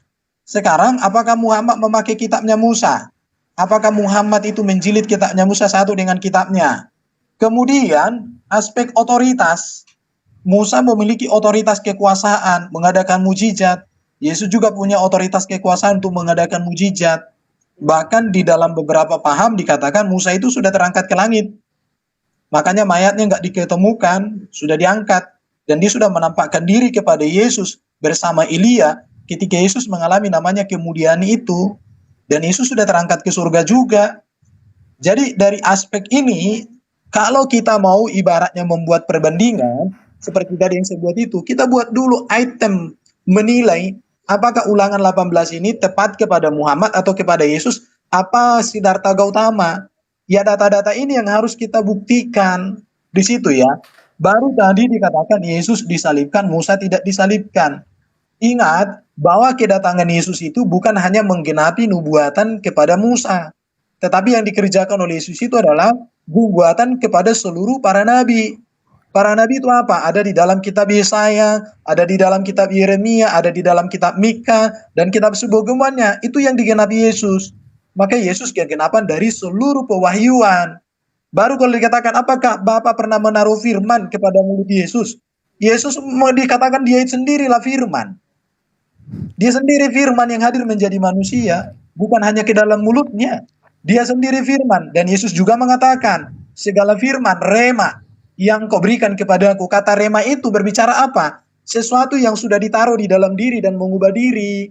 Adik itu ya. Bahkan dikatakan di sini dalam Yohanes 3:14, dan sama seperti Musa meninggikan ular di padang gurun, demikian juga anak manusia harus ditinggikan. Bahkan ular tembaga itu yang olehnya bangsa Israel mengalami keselamatan dari pangkutan ular telung, itulah simbol tentang kedatangan Yesus yang harus ditinggikan. Di situ. Jadi kalau dikatakan apakah Yesus itu tidak ditaruh firman? Yesus ngomong, dia sendiri firman.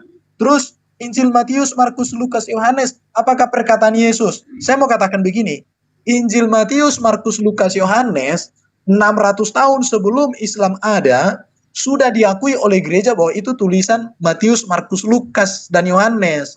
Dan itu bukan dikte dari Yesus, bukan tulisan Yesus, dan bukan AIUEO Yesus yang langsung contoh, Yesus mengadakan mujizat. Hai Lukas ini, catat ya, saya mulai action. Gak gitu. Karena seluruh kitab Injil itu ditulis setelah Yesus terangkat ke surga. Itu jelas.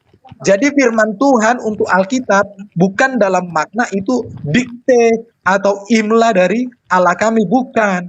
Tapi firman Tuhan itu berbicara tentang grafe, tulisan para nabi, para rasul tentang Allah, karya Allah, dan tentang bagaimana kehidupan manusia, kehidupan orang Israel, umat pilihannya waktu itu.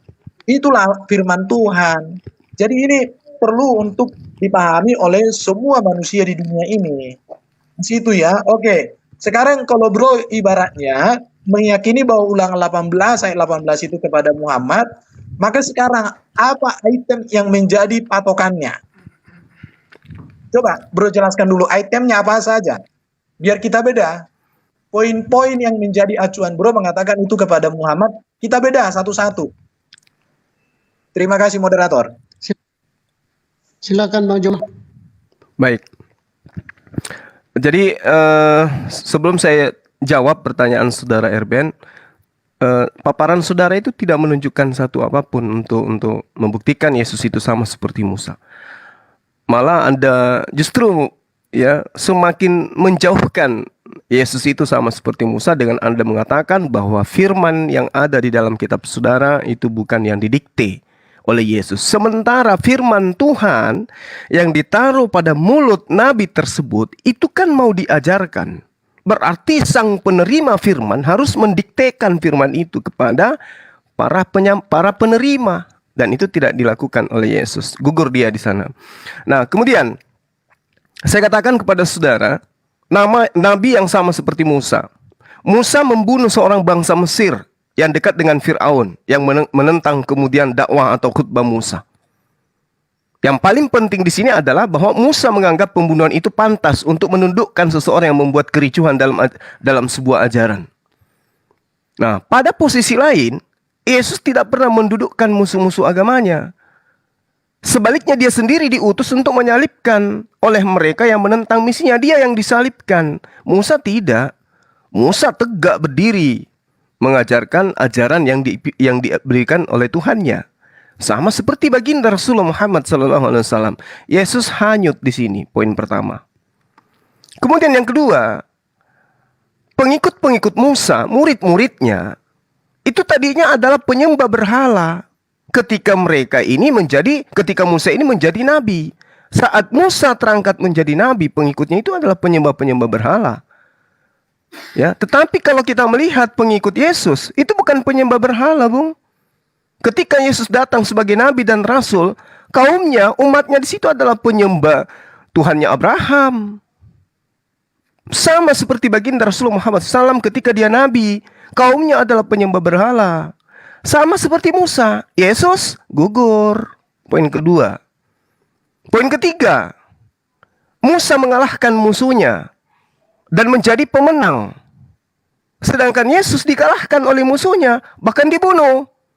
Rasulullah Muhammad SAW menang, Bung. Sampai hari ini bahkan pasukannya mengusir dan menyelamatkan Yerusalem dari penjajahan Kekaisaran Romawi yang sudah beratus tahun duduk di sana. Diusir oleh pasukan Rasulullah. Yesus di sini gugur. Satu lagi. Karena saya punya poin banyak sekali. Ya. Musa tidak dikhianati oleh para pengikutnya. Tidak dikhianati. Sedangkan Yesus itu dikhianati. Yang bernama Yudas itu dikhianati dia. Rasulullah Muhammad SAW juga tidak dikhianati. Dan kemudian pengkhianat ini justru menjatuhkan Yesus. Sementara Musa, kalaupun ada pengkhianat di antaranya, tidak menjatuhkan Musa. Demikian juga baginda Rasulullah Muhammad SAW. Jadi mau poin apapun yang Anda ceritakan tentang Yesus dan Nabi Musa, satu pun tidak ada korelasi kesetaraannya dari aspek manapun. Dakwanya Yesus hanya 3 tahun. Musa bertahun-tahun. Musa punya kitab, Yesus nggak punya kitab. Ini dulu yang saudara Erben harus pahami. Bahwasanya saya tidak mau kemudian mengatakan itu sama seperti Musa. Tapi biarkanlah fakta yang mencerahkan kita semua.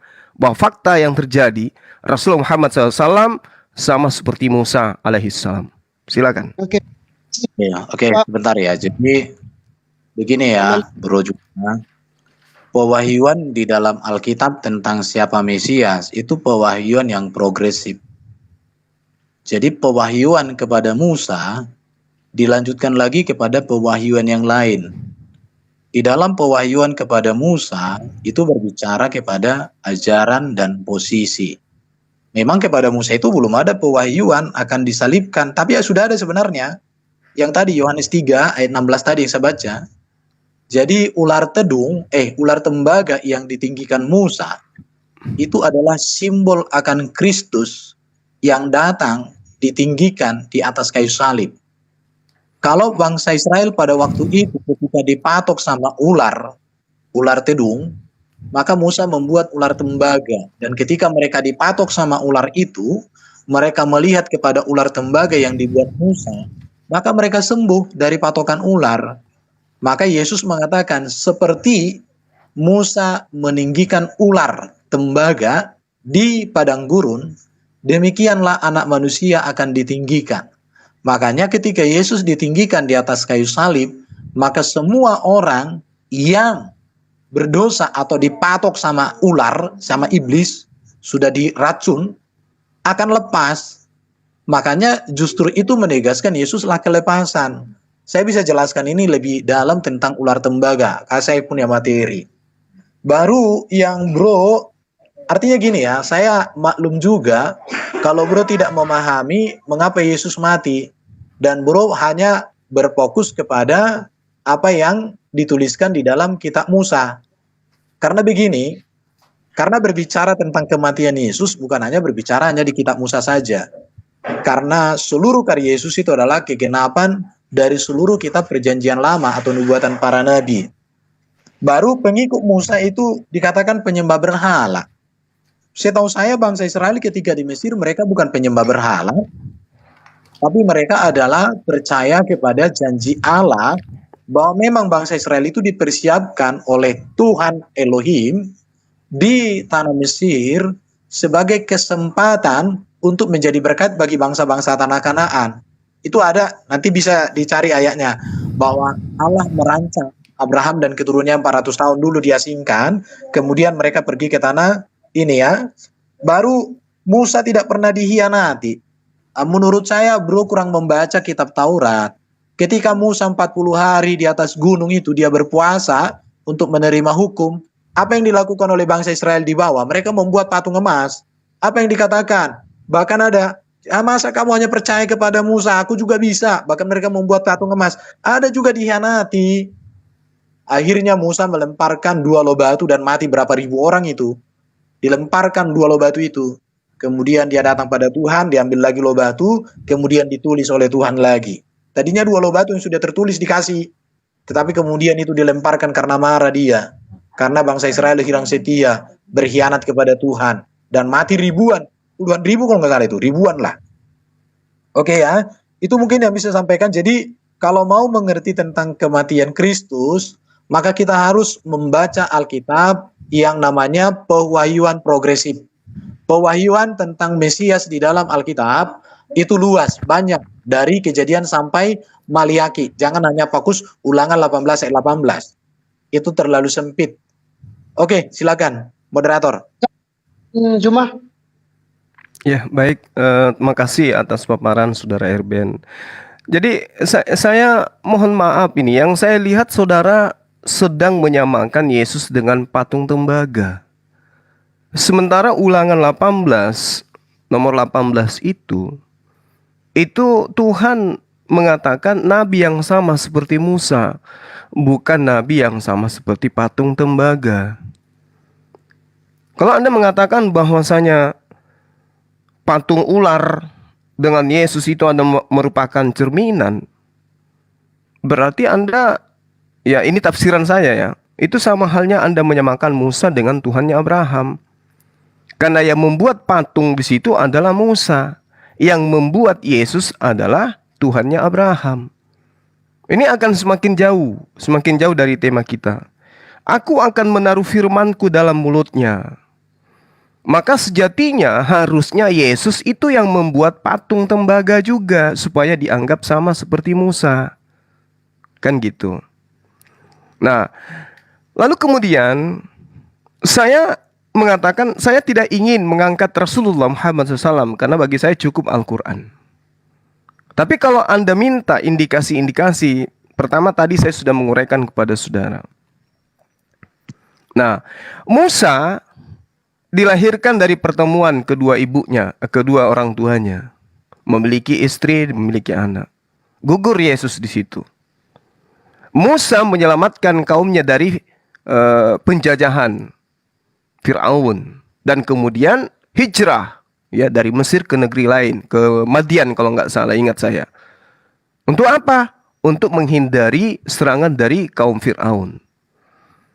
Sedangkan Yesus tidak sama sekali menyelamatkan kaumnya dari dominasi Romawi pada saat itu. Justru yang menyelamatkan ini adalah tangan kanan baginda Rasulullah Muhammad SAW. Sementara baginda Rasulullah itu membawa kaumnya hijrah sampai ke Madinah.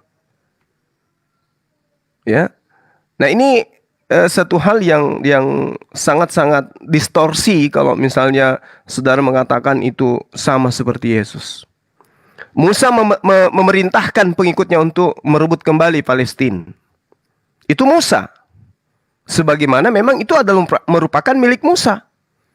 Nah, ketika Rasulullah Muhammad SAW hijrah dari Mekah ke Madinah, beliau kemudian memerintahkan kaumnya untuk merebut kembali kota Mekah. Makanya ada di dalam Ulangan 33 nomor 2, dia membawa pasukan 10.000 orang kudus untuk merebut kota Mekah.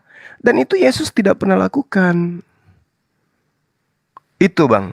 Ya, Musa memerintahkan pengikutnya untuk merebut kembali Palestina, yang memang merupakan tanah warisan yang diberikan oleh Tuhan kepadanya. Yesus tidak meminta pengikutnya untuk ikut serta dalam perjuangan peperangan, enggak. Dia jatuhnya hanya beli pedang 2. Itu pun gugur di sana, tidak terjadi peperangan. Nah, lalu kemudian Nabi Musa alaihissalam ini jelas menerima hukum baru dari Tuhan. Hukum baru yang dia terima, yang belum pernah diajarkan kepada Nabi sebelumnya. Tidak ada syariat kepada orang-orang sebelumnya, yang menjadi sebuah barometer tentang ketaatan. Abraham alaihissalam hanya diminta bersunat, ya, kemudian menyembelih kurban, kemudian mentauhidkan pencipta langit dan bumi, yaitu mengesahkan. Tapi kalau Nabi Musa, dia membawa hukum baru. Apa itu? Kurban bakaran, sunat, dan seterusnya. Banyak hal. Ada 600 lebih, dan teman-teman Kristen lebih tahu itu. Ya, sedangkan Yesus tidak menerapkan atau mengaplikasikan sebuah hukum baru. Nggak ada itu. Secara tegas, Yesus mengatakan seperti yang tertulis di dalam kitab saudara, Matius 5 nomor 17 dan seterusnya, hukum Taurat itu yang harus ditegakkan. Berarti dia hanya menjalankan hukum Taurat yang sudah dibawa lebih dulu oleh Nabi Musa alaihissalam. Baginda Rasulullah Muhammad SAW bawa hukum baru. Akidahnya sama, tauhidnya sama, tapi syariatnya itu berbeda dengan Nabi Musa alaihissalam. Hukum baru, sama seperti Musa, membawa hukum baru. Yesus bawa hukum apa dia rupanya? Nah, lalu kemudian, oke, silakan, makasih. Terima kasih Bang. Pak Malik Sama-sama, Bang. atau Oke, boleh bicara host. Sebentar. Malik. Habis saya nanti ya. Sebentar. Jadi saya ingin menyampaikan hal penting sama Bro Juma. Seperti Musa meninggikan ular tembaga di padang gurun, demikianlah anak manusia akan ditinggikan. Jadi di situ ada kata seperti itu ya. Jadi artinya kalau paham arti kata seperti, maka tentu sudah paham. Waktu itu ketika ular tembaga itu ditinggikan, maka bangsa Israel yang dipatok ular jadi sembuh. Dan jangan lupa ya, Yesus pun ditinggikan di atas kayu salib. Itu ada peran daripada para ahli Taurat. Musa itu kan seorang ahli Taurat. Para ahli Taurat juga ada, bahkan ahli Taurat yang mendorong supaya Yesus disalibkan. Jadi sebenarnya kalau mau dicari-cari persamaan ya sama juga. Nah di situ ya, ada kemiripannya. Baru kalau Bro katakan Yesus tidak selamatkan Israel dari kaum Romawi. Karena memang Yesus waktu itu datang bukan untuk pemerintahan dunia yang seperti Raja Daud. Karena Sang Mesias bukan kerajaannya dari dunia. Dan di dalam PL pun memang Sang Mesias itu kan bukan kerajaan dunia yang mau ditegakkan, tetapi kerajaan surga. Dan saya maklum Bro, karena Bro tidak memahami arti daripada seorang Mesias di situ ya. Tadi Bro juga katakan bahwa Musa merebut Palestina. Setahu saya yang merebut tanah Kanaan itu Yosua karena Musa tidak masuk ya. Jadi Bro ini mungkin kurang membaca kitab Taurat sehingga bicara yang penting bunyi gitu ya. Karena Musa tidak masuk ke tanah Kanaan, dia hanya melihat dari jauh. Karena dia disuruh berbicara tapi dia pukul batu, akhirnya gara-gara itu dia. Baru kalau dikatakan Bro, Musa membawa hukum yang baru. Hukum apa? Hukum kurban dan hukum sunat. Menurut saya Bro juga kurang membaca ini, kurang membaca data kitab Taurat. Kurban itu sudah ada sejak di Taman Eden, Kejadian 3:21, di Kejadian 4:4, bahkan di zaman Nuh pun sudah ada kurban, di zaman Abraham itu juga sudah ada kurban. Jadi kurban itu bukan hukum baru di dalam ajaran Musa, tetapi pewahyuan progresif, artinya kurban itu semakin diperjelas, semakin dipertegas seperti apa bentuknya. Itu jadi bukan hukum baru. Kemudian kalau sunat, Bro katakan itu di zaman Musa tadi ku dengar, langsung saya tanya, hukum sunat itu dibawa oleh Musa. Salah Bro.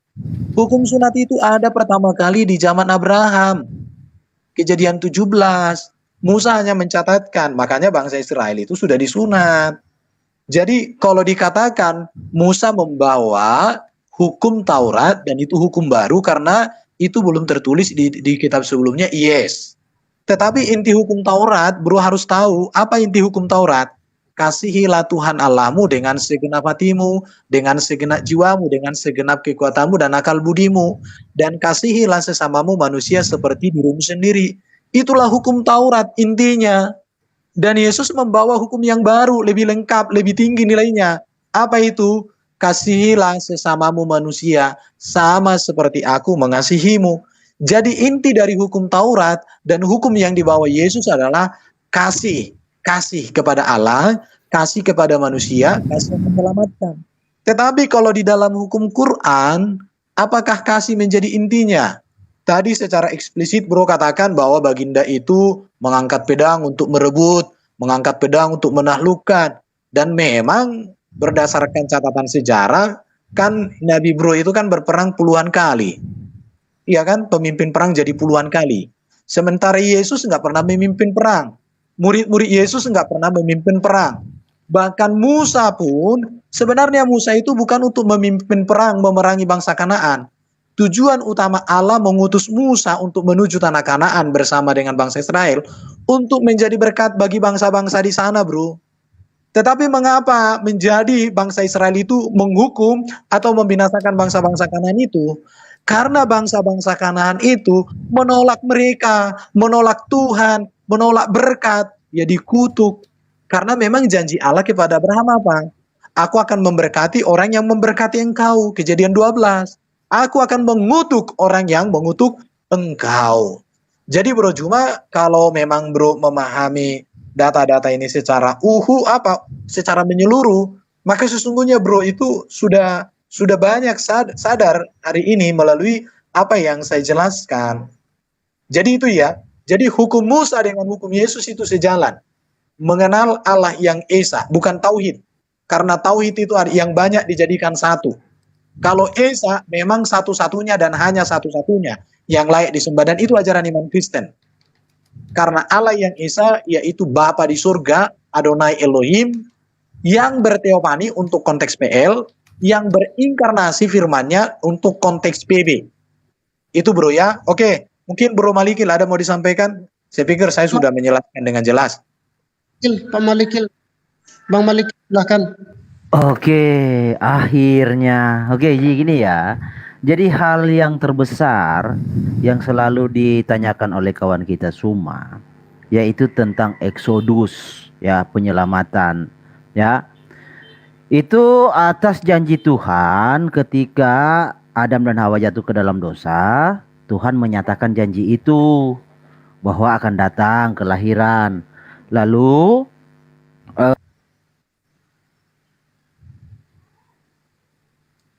Ke-mute kau Bro, ke-mute. Ke-mute. Halo? Silakan. Halo, Ya, oke. Kepada Abraham, di dalam Kejadian 26 ayat 4, katanya Tuhan berkata, olehmu segala bangsa mendapat berkat. Nah, persamaannya dengan Musa, ya, kenapa Tuhan memilih Mesir sebagai bangsa yang menjajah, yang memperbudak Israel? Karena bangsa Mesir itu di zamannya adalah bangsa yang paling kuat di seluruh dunia, di seluruh bumi. Di zamannya Mesirlah yang paling kuat. Kenapa Tuhan tempatkan Israel di sana? Kenapa Israel diperbudak oleh Mesir? Itu sebagai tipologi bahwa yang lebih besar dari Musa akan membebaskan dari perbudakan. Nah, tipologinya Musa itu sebagai pembebas umat Israel dari perbudakan di Mesir, yang notabene Mesir adalah bangsa yang terkuat di zamannya di muka bumi. Nah, Yesus tipologinya adalah yang membebaskan bukan hanya Israel tapi seluruh umat manusia dari perbudakan dosa. Jadi itu sebatas tipologi. Musa membebaskan orang Israel dari perbudakan di Mesir. Mesias yang lebih besar dari Musa itu membebaskan seluruh umat manusia dari perbudakan dosa. Jadi tentang soal apa bunuh-membunuh itu hal remeh-temeh bro. Semua manusia bisa membunuh. Tetapi tidak ada satupun manusia ya yang olehnya yang disertai Tuhan bisa membebaskan seperti apa yang dilakukan oleh Musa. Membebaskan Israel dari perbudakan. Jadi ini tentang konsep berkat bagi seluruh bangsa, keselamatan bagi seluruh umat manusia yang bersedia, yang mau menerima. Itu aja bro. Tetapi kalau kita mau bahas lebih ke bawah lagi, contoh ketika Musa itu tangannya disuruh masukkan ke dalam sakunya, keluar menjadi putih seperti salju. Jadi Mesias yang akan tampil nanti dia adalah ahli kusta. Ya, seperti yang dinarasikan di dalam Sanhedrin bahwa Mesias itu namanya ahli kusta. Nah, kalau Musa nubuatannya itu disematkan kepada Muhammad itu amat jauh. Karena Muhammad ketika menikahi seorang perempuan lalu kedapatan kusta langsung diceraikan, dan Muhammad bersabda di dalam suatu hadis berkata jauh juga ya. Oke, lalu Muhammad bersabda dalam satu hadis, jika melihat seorang penyakit kusta, jauhilah karena kusta itu seperti singa. Jadi tidak ada kepenuhan di dalam pernyataan nubuatan tersebut atas Muhammad. Karena ada banyak kriteria, tetapi yang menjadi paling penting dalam hal ini adalah tentang Exodus. Ya, Musa ditipologikan membebaskan Israel dari perbudakan di Mesir, yang adalah bangsa yang paling kuat di muka bumi.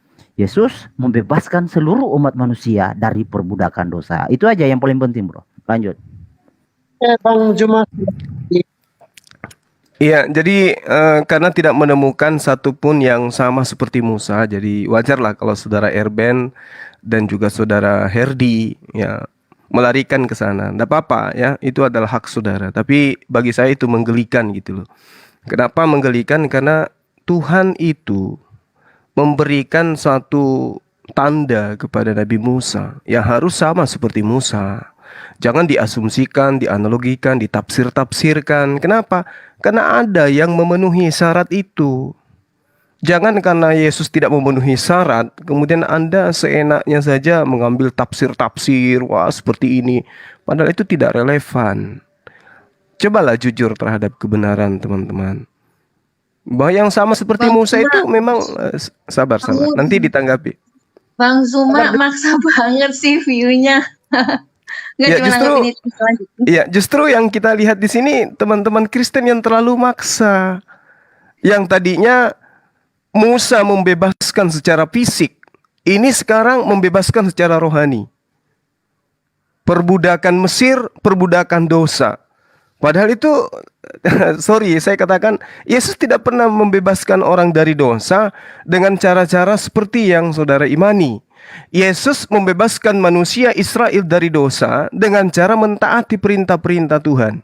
Mengasihi Tuhan itu Anda lihat di dalam Ulangan 6 nomor 17, Ulangan 11 nomor 1. Itu kunci mengasihi Tuhan. Wajib mentaati peraturannya, baru masuk dalam kategori mengasihi Tuhan. Kalau mengasihi Tuhan dalam perspektif iman saudara, membatalkan semua hukum-hukumnya, menganggap hukum-hukumnya adalah kutukan, itu bukan mengasihi Tuhan, itu mengasihi pengajar-pengajar yang mengajarkan itu. Nah, lalu kemudian mengasihi manusia. Mengasihi manusia seperti apa? Mengajarkan manusia untuk kemudian tidak taat kepada perintah Tuhan. Itu yang Anda maksud mengasihi manusia? Oh tidak. Kata Yesus dalam kitab saudara, mengasihi Tuhan, mengasihi manusia itu adalah Matius 5 nomor 19. Mengajarkan manusia untuk tidak menghilangkan setitik pun dari hukum Torah dan mengajarkan mereka untuk melakukan itu. Itu baru mengasihi manusia. Tapi kalau yang seperti saudara katakan, itu bukan mengasihi, itu membinasakan manusia itu namanya. Kenapa? Anda mengajak manusia meninggalkan perintah Tuhan, menuju kepada perintah orang-orang yang justru Yesus sendiri tidak kenal. Kembali kepada topik saudara-saudara, saya belum menemukan satu indikasi kuat bahwa memang Yesus itu sama seperti Musa. Satu titik pun tidak ada. Dari aspek mananya? Dari aspek apa dari yang bisa kita nilai pada diri Yesus itu ada unsur yang sama seperti Musa? Nggak bisa, sama sekali nggak ada. Silakan. Silakan. Menurut saya sudah jawab dengan panjang kali lebar beberapa item yang membuat bahwa nubuat itu tepat kepada Yesus. Tetapi mungkin Bro Juma tidak catat, ya saya sudah maklum saja, nggak apa-apa. Masih ada videonya kok, silakan disimak ulang. Yang berikut hukum Taurat itu cukup. Bentar dulu aja. Nanti habis ini saya keluar, nanti dilanjutkan sama Bro Ajax. Tenang aja, nggak apa-apa. Jadi hukum itu kutuk. Kenapa disebut kutuk? Karena hukum Taurat itu tidak menyelesaikan dosa, tapi hanya menunjukkan dosa dan memberikan hukuman atas dosa. Contoh, mencuri, potong tangan kanannya, jadi dipotong. Tapi dosa itu sendiri tidak selesai. Orang itu berhenti mencuri karena tangannya terpotong, bukan karena dia bertobat. Tetapi Yesus datang mengubah hukum itu. Diubahnya apa? Orang mencuri bukan tangannya dipotong, tapi karakter hakikat dosa itu yang dicabut dari hatinya. Maka tangannya tetap utuh, tapi dia tidak mencuri lagi karena hakikat dosa itu sudah diselesaikan. Itu yang dikerjakan Yesus. Baru Bro tadi mengatakan bahwa mengasihi itu artinya melakukan hukum Taurat. Satu iota pun dalam hukum Taurat itu tidak boleh dihapus. Catatan yang penting mau saya sampaikan sama Bro Juma, seluruh hukum Taurat dan kitab-kitab Taurat, bahkan kitab para nabi dan kitab Zabur, sampai hari ini masih dilestarikan oleh orang Kristen. Yang tidak melestarikan hukum itu adalah agama Islam. Kitab Bro. Bahkan kalau saya berbicara agak gas sedikit, Nabi Bro melanggar 10 hukum Taurat. Nabi Bro sendiri. Itu kamu harus sadar. Jadi kamu jangan terlalu pede berbicara hukum Taurat itu titik dan koma. Yesus menggenapi, menyempurnakan hukum-hukum itu. Kenapa? Karena Yesus lebih tinggi daripada hukum. Karena dia adalah firman Allah, sang pembuat hukum. Dia bisa membatalkan hukum yang dibuatnya. Dia bisa menggenapi hukum yang dibuatnya. Dia melaksanakan hukum yang dibuatnya. Kalau Nabi Bro itu, saya bertanya-tanya. Kalau kita mau teliti kehidupan Nabi Bro itu, 10 hukum Taurat dilanggar semua. Harus menyembah kepada Adonai Elohim. Nabi Bro menyembah kepada Allah UCT, Tuhan negeri Mekah.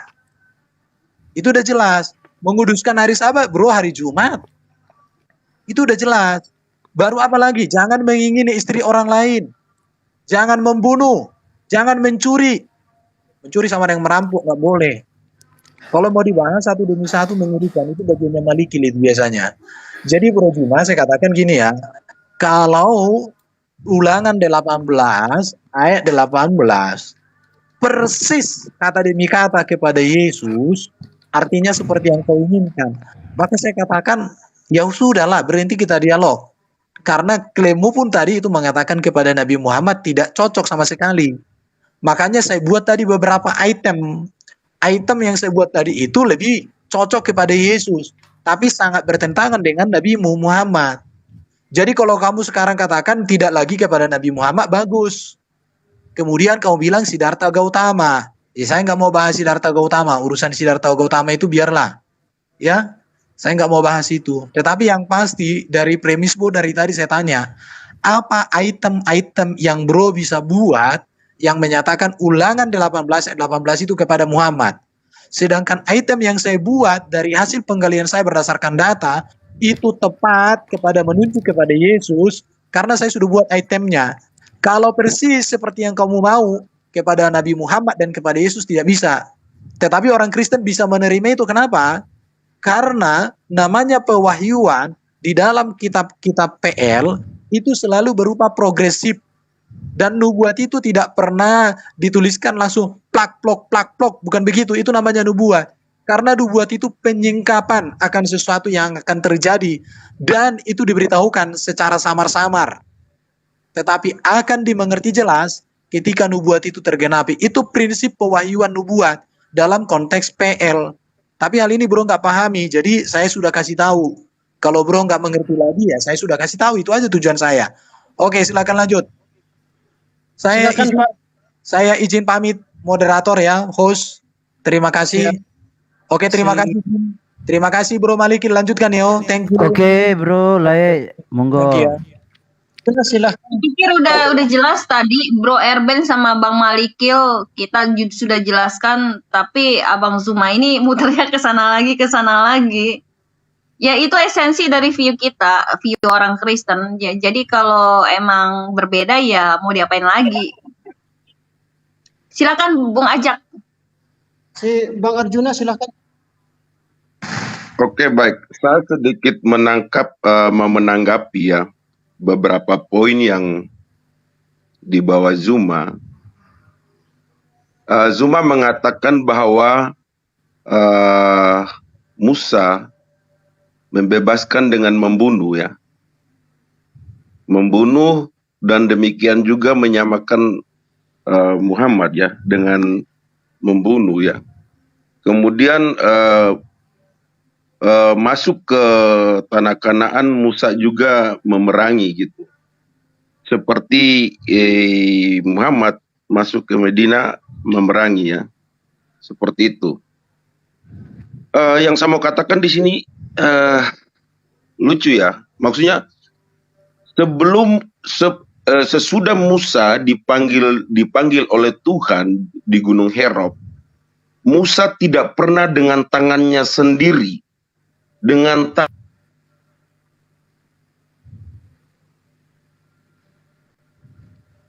Bang Arjuna suaranya hilang. Kepada bangsa Israel untuk kembali ke tanah perjanjian, tidak pernah dengan tangannya sendiri Musa membunuh bangsa Mesir.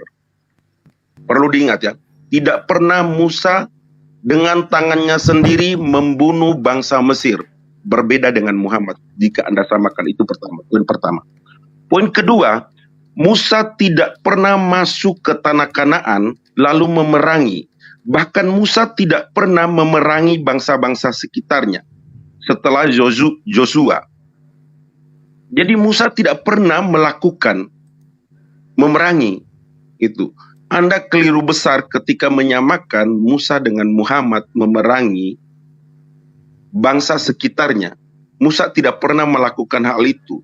Jadi itu argumen Anda, argumen yang salah dan keliru besar.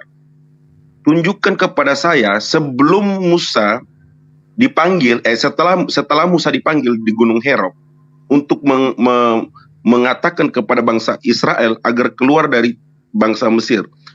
Itu semua dilakukan oleh Tuhan sendiri, tidak pernah dengan tangan Musa.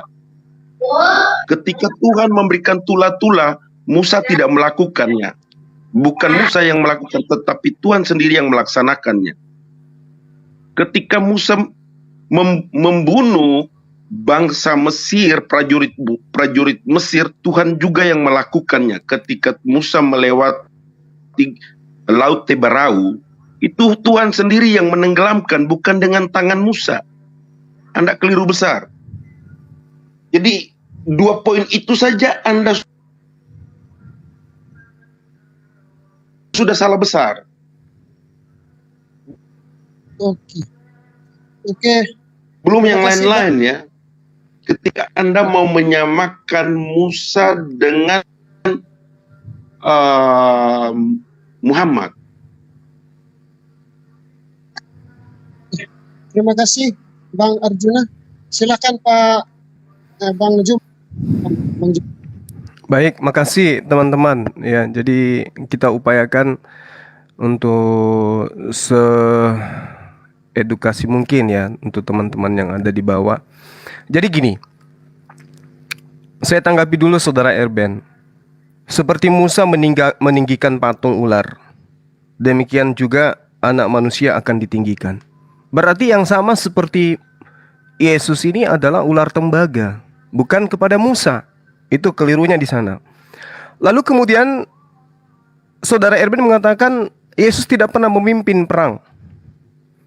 Ya, ini sudah membuktikan bahwasanya Ulangan 34 nomor 10 tidak akan ada lagi nabi yang sama seperti Musa yang bangkit dari tengah-tengah Israel. Itu catatan penting buat saya. Ya. Lalu kemudian teman-teman, kita melihat bagaimana setelah Musa ada pengikutnya bernama Yosua. Yosua bin Nun ini kemudian meneruskan misi Musa. Sama seperti Umar bin Khattab meneruskan misi Nabi Muhammad SAW. Jadi kategori ini tidak bisa kemudian disanggah bahwasanya memang mau dipaksakan seperti apapun, ya Yesus itu tidak akan duduk sama seperti Musa dari aspek manapun. Lalu kemudian dikatakan oleh Saudara Erben tadi, di dalam Al-Quran itu bahkan Rasulullah Muhammad SAW itu melanggar hukum Taurat. Pelanggarannya kemudian 10 hukum Taurat itu dilanggar. Padahal dalam Al-Quran itu sudah sangat jelas, hukum Taurat itu jelas ada yang sama dengan hukum-hukum itu. Tiada Tuhan selain Allah, jangan ada ilah lain di hadapanku. Itu Quran Al-Asyar ayat 23. Jangan menyembah berhala. Itu jelas diterangkan di surah Al-Baqarah ayat 2. Banyak dalil yang kemudian 10 hukum Taurat itu tertera di dalam Al-Quranul Karim. Yaitu hanya tuduhan. Nah, sedangkan Kristen ini kalau dikatakan bahwa firman itu kutaruh di mulutnya, Nabi itu aku akan menaruh firman di mulutku. Saudara-saudara Kristen kemudian menjadi Kristen itu bukan karena aspek perintah dari mulut Yesus. Seperti dihilangkannya hukum Taurat. Itu dari mana?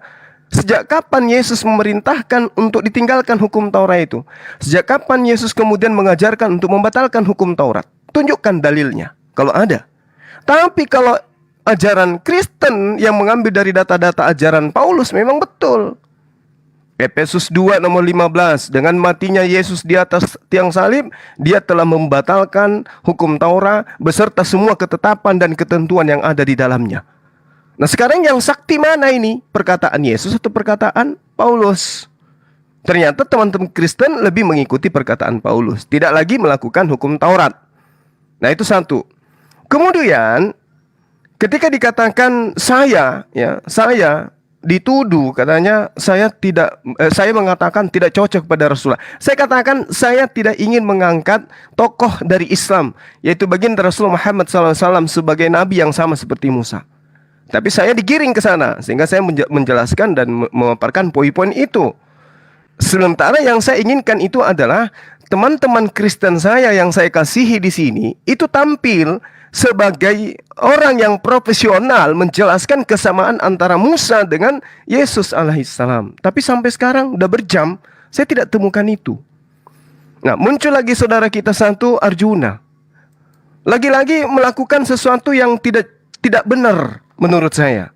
Dia katakan Nabi Musa itu tidak pernah membunuh, kata dia. Artinya Anda tidak belajar dari kitabnya orang Yahudi. Anda cuma ngambil tempel di kitab Anda, tapi Anda tidak mendalami. Keluaran 2 nomor 11 nomor 12. Musa membunuh orang Mesir lalu menyembunyikan mayatnya ditimbun dengan pasir. Itu Musa loh. Musa dengan tangannya sendiri membunuh orang yang lagi berkelahi. Dia membunuhnya dan mayatnya disembunyikan di dalam pasir. Baca data itu. Itu oleh-oleh buat saudara Arjuna. Keluaran 2 nomor 11 nomor 12. Supaya dicatat. Jadi sedikit lagi dari saya ya teman-teman. Di sini sudah mau zuhur. Kebetulan saya di Makassar ini, jadi mau zuhur sedikit lagi. Saya katakan bahwa saya menghargai iman saudara yang mengatakan Nabi yang sama seperti Musa itu adalah Yesus alaihissalam. Yesus Kristus ya. Saya hargai itu. Tapi tolonglah kita jujur pada fakta yang ada. Dari aspek mana Musa itu sama seperti Yesus? Dari aspek mana kira-kira yang bisa kita jadikan sebagai acuan? Oh ya, Nabi yang sama seperti Musa itu Yesus. Dari aspek mana kira-kira? Kalau ada yang sudah bisa temukan itu aspek mana, undang saya untuk membahas ini. Mudah-mudahan saya bisa memahami bahwasanya betul Yesus alaihissalam yang adalah Nabi bagi Islam, Rasul bagi umat Islam itu betul sama seperti Musa. Tapi kalau hanya seperti yang tadi, saya belum menemukan itu. Terima kasih teman-teman, silakan. Bang Malik, Saya sedikit menanggapi ya. Saya sedikit menanggapi Suma ya. Perkataan saya tadi kayaknya kupingnya kurang dengar di Suma. Setelah Musa dipanggil, aku tahu bahwa Musa itu pernah membunuh ketika salah satu pengawal ya, perbudakan ya, membunuh orang Mesir, itu aku tahu. Tetapi aku mengatakan setelah lu kuping pakai gitu. Makanya lu dengar pakai kuping, jangan dengar pakai mata. Aku bilang setelah Musa dipanggil di Gunung Horeb dan kembali ke Mesir, lu pakai kuping. Nah, kalau lu pakai kuping, lu jawabnya pakai lu jawab dengar di kuping gitu. Jangan lu mengatakan bahwa saya tidak pernah mengatakan Musa tidak pernah membunuh. Saya mengatakan setelah Musa dipanggil oleh Tuhan di Gunung Horeb. Makanya dengar tuh pakai kuping, bro. Gitu. Setelah Musa dipanggil Tuhan di Gunung Horeb dan kembali ke Mesir dan memberitahu kepada bangsa Israel agar kembali ke tanah Kanaan, tidak pernah satu kali pun Musa dengan tangannya membunuh manusia. Gua bilang begitu, pakai kuping nih, bro. Dengar pakai kuping. Dan Musa tidak langsung menyerang bangsa-bangsa. Tidak perbandingkan dengan Anda. Lalu Anda memframing bahwa itu sekedar cocok ya, kalau mau analogikan seperti itu. Oke lah, kalau Anda mengatakan bahwa saya tidak merujuk kepada Muhammad, bahwa itu dimenubuatkan untuk Muhammad. Tetapi saya mau bertanya kepada Anda, itu nubuatan untuk siapa kalau bukan untuk Yesus? Siapa yang diberi firman di dalam mulut? Siapa yang menyampaikan firman keluar dari mulutnya sendiri? Siapa selain Yesus? Dan siapa yang melakukan ajaran kasih selain Yesus? Yang menerapkan ajaran kasih sesuai dengan 10 perintah Allah tadi? Lu jawab itu, makanya dengar itu pakai kuping, bro. Lu mau ngajarin gua bahwa gua nggak tahu bahwa Musa pernah membunuh seorang Mesir, seorang pengawal, itu lu salah. Gua nggak mengatakan seperti itu. Jangan ngajarin gua, bro. Makanya dengar pakai kuping, bro. Lanjut. Oke, Pak Malik, nanti dia lagi sama Pak. Iya, mungkin bro Temu kita sangat kasih zuhur ya. kesempatan, kita kasih kesempatan kawan kita semua selesaikan dengan Bro Arjuna, Bro Host. Silakan Bro Suma. Cuma Ya, baik, makasih ya. Jadi perintah setelahnya itu adalah perintah membunuh itu terlalu banyak untuk Musa. Tumpas segala apa yang bernapas, jangan kau biarkan apapun yang bernapas. Itu perintah Tuhan setelah Musa itu menerima perintah di Gunung Horeb. Cuman memang tidak dijelaskan Musa membunuh si fulan, Musa begini, tapi perintahnya kemudian tumpaslah. Itu Musa praktekkan, Bung. Tapi nggak dijelaskan dia membunuh siapa. Hanya dikatakan bunuhlah semua apapun yang bernapas. Bukan cuman manusia, hewan pun disuruh bunuh. Apapun yang bernapas itu harus dibasmi. Kemudian ketika saudara bertanya kepada saya, Nabi yang sama seperti Musa, tadi saya sudah jelaskan lebih dulu. Dengan gugurnya Yesus, maka harus tampil tokoh yang kemudian sama seperti Musa. Saudara-saudara dari Israel, dari tengah-tengah mereka, dari saudara-saudara mereka. Saudara Bani Israel itu tentu adalah Bani Ismail. Gitu yang perlu saudara pahami. Sehingga ketika Anda mengatakan bahwasanya Nabi itu harus dari Bani Israel, itu menyalahi konsep. Itu menyalahi konsep. Karena tidak seperti itu data yang ada dalam kitabnya orang Yahudi. Ulangan 18 itu jelas dikatakan, seorang nabi dari tengah-tengahmu, dari antara saudara-saudaramu, sama seperti aku, akan dibangkitkan bagimu oleh Tuhan. Ya, sama seperti Musa. Jadi kita harus mencari nabi yang sama seperti Musa itu. Tadi di awal saya katakan saya tidak ingin mengangkat Rasulullah Muhammad SAW. Kalian pasti tolak. Tapi tolong buktikan bahwa Yesus itulah yang Anda maksud sama seperti Musa. Tapi sampai pada detik ini tidak satu pun di antara kalian yang bisa membuktikan. Ya, yang malah Anda buktikan, Erben buktikan Yesus sama seperti patung tembaga. Ada lagi tadi yang membuktikan bahwa Yesus itu justru malah sama seperti Siddhartha Gautama. Lalu seperti Musanya di aspek mananya? Tidak bisa Anda tentukan itu, tidak bisa Anda jelaskan kepada saya. Karena memang nggak ada, karena memang bukan Yesus.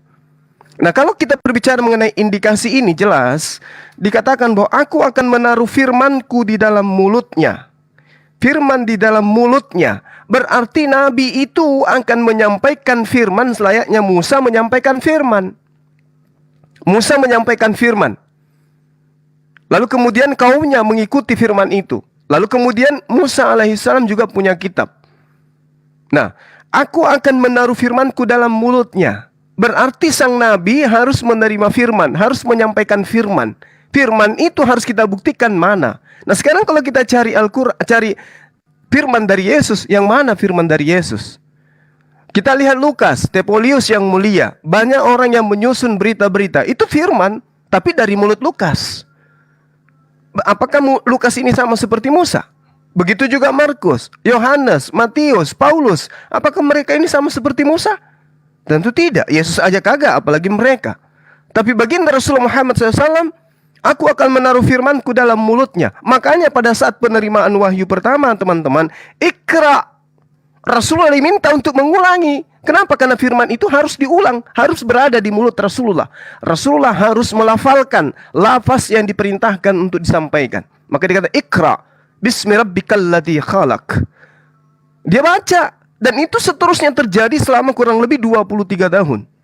Rasulullah menerima firman di mulutnya, lalu dengan mulutnya sendiri dia sampaikan kepada para sahabatnya. Itu yang dimaksud. Tapi kalau Yesus menerima firman, mana firman Yesus? Yang ada adalah firman Lukas, firman Matius, firman Yohanes. Mereka menuliskan hanya berdasarkan terhadap kesaksian-kesaksian. Bukan dia mendengarkan dari firman yang terlontar dari mulut Yesus.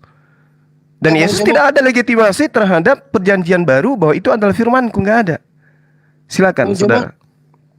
Iya. Terima kasih. Bukan ateis, direspon. Bukan ateis dulu. Saya mungkin sedikit saja nanti dilanjutkan Bang Ateis ya. Sedikit aja. Tadi Suma mengatakan bahwa Tuhan memerintahkan membunuh, membasmi dan memerangi ya. Bro Erben membawa narasi, dia mengatakan tidak ada prakteknya.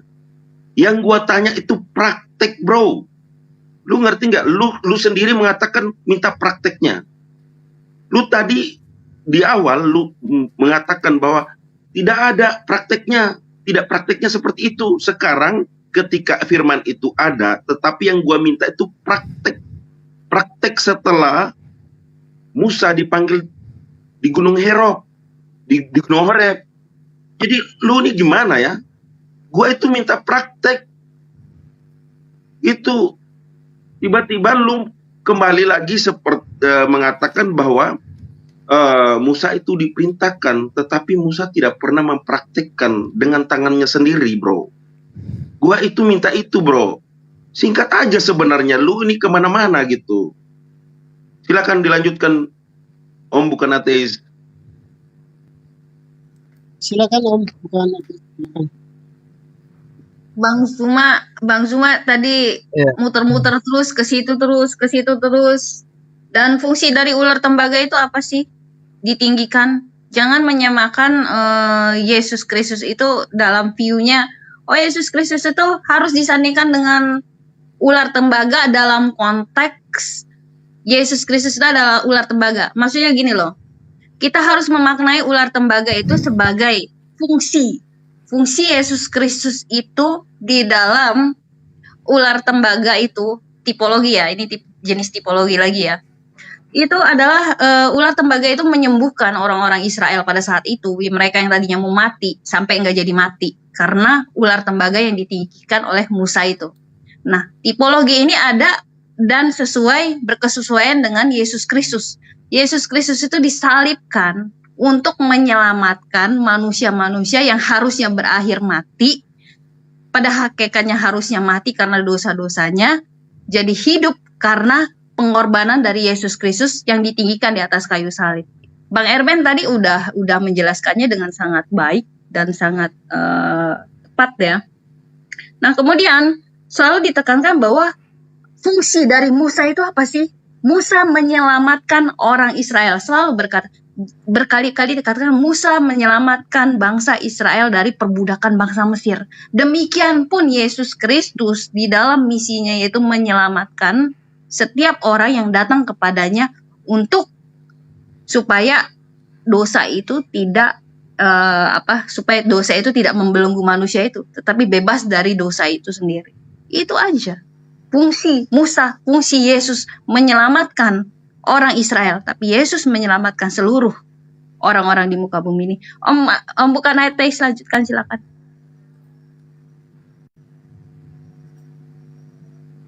Bukan ateis. Kita kasih kesempatan untuk Om bukan ateis. Sebentar ya.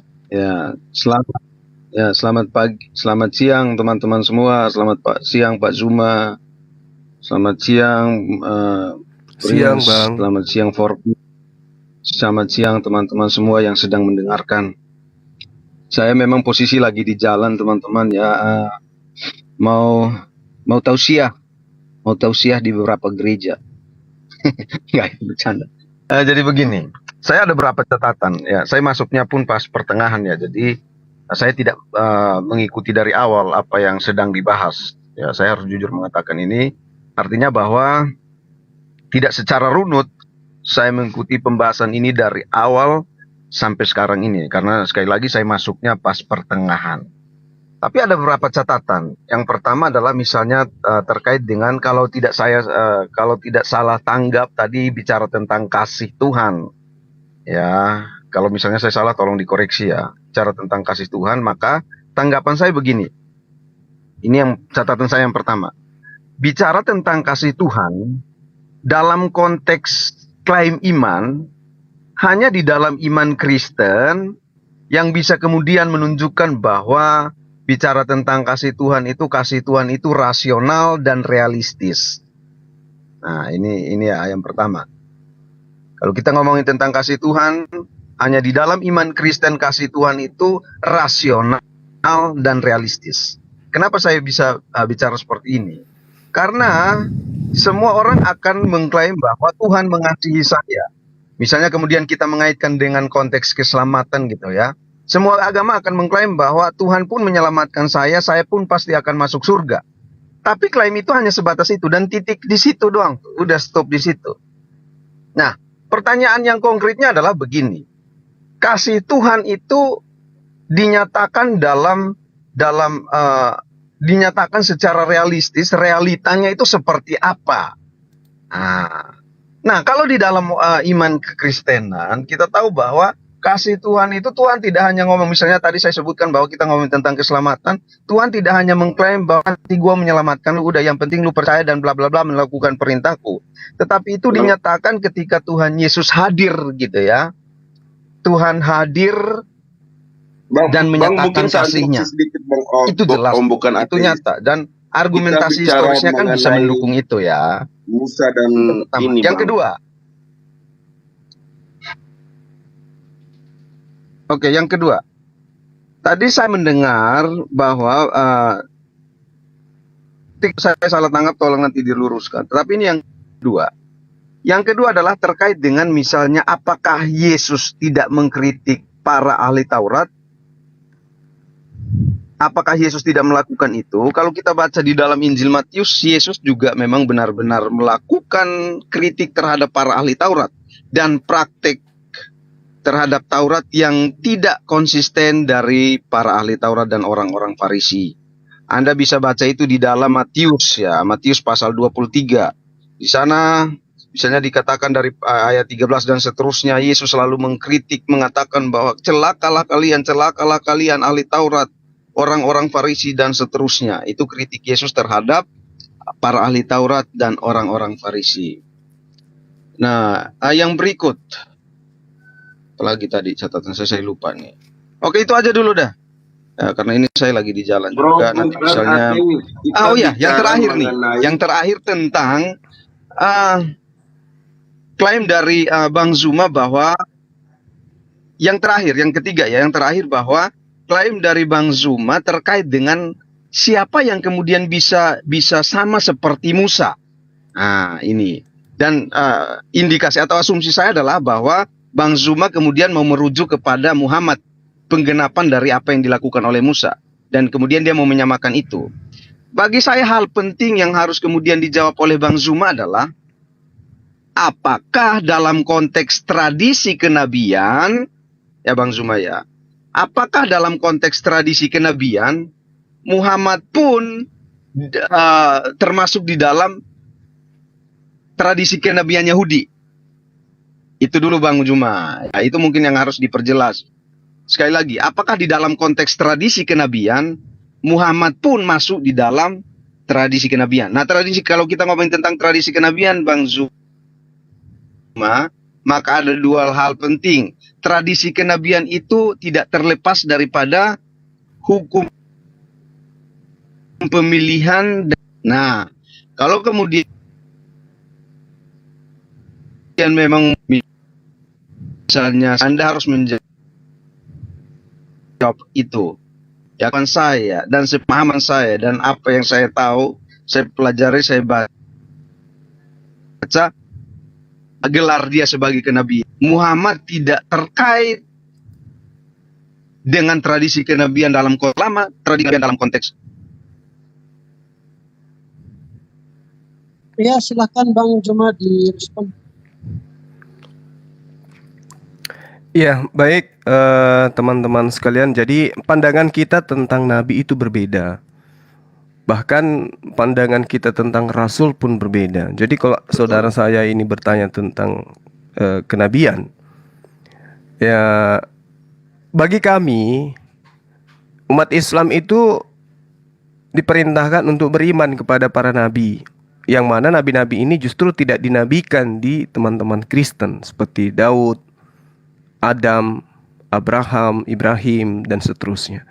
Jadi penilaian kita terhadap tradisi tentang kenabian itu tidak bisa dijadikan acuan. Kenapa? Karena yang kami maksud nabi adalah mereka yang mendapatkan wahyu.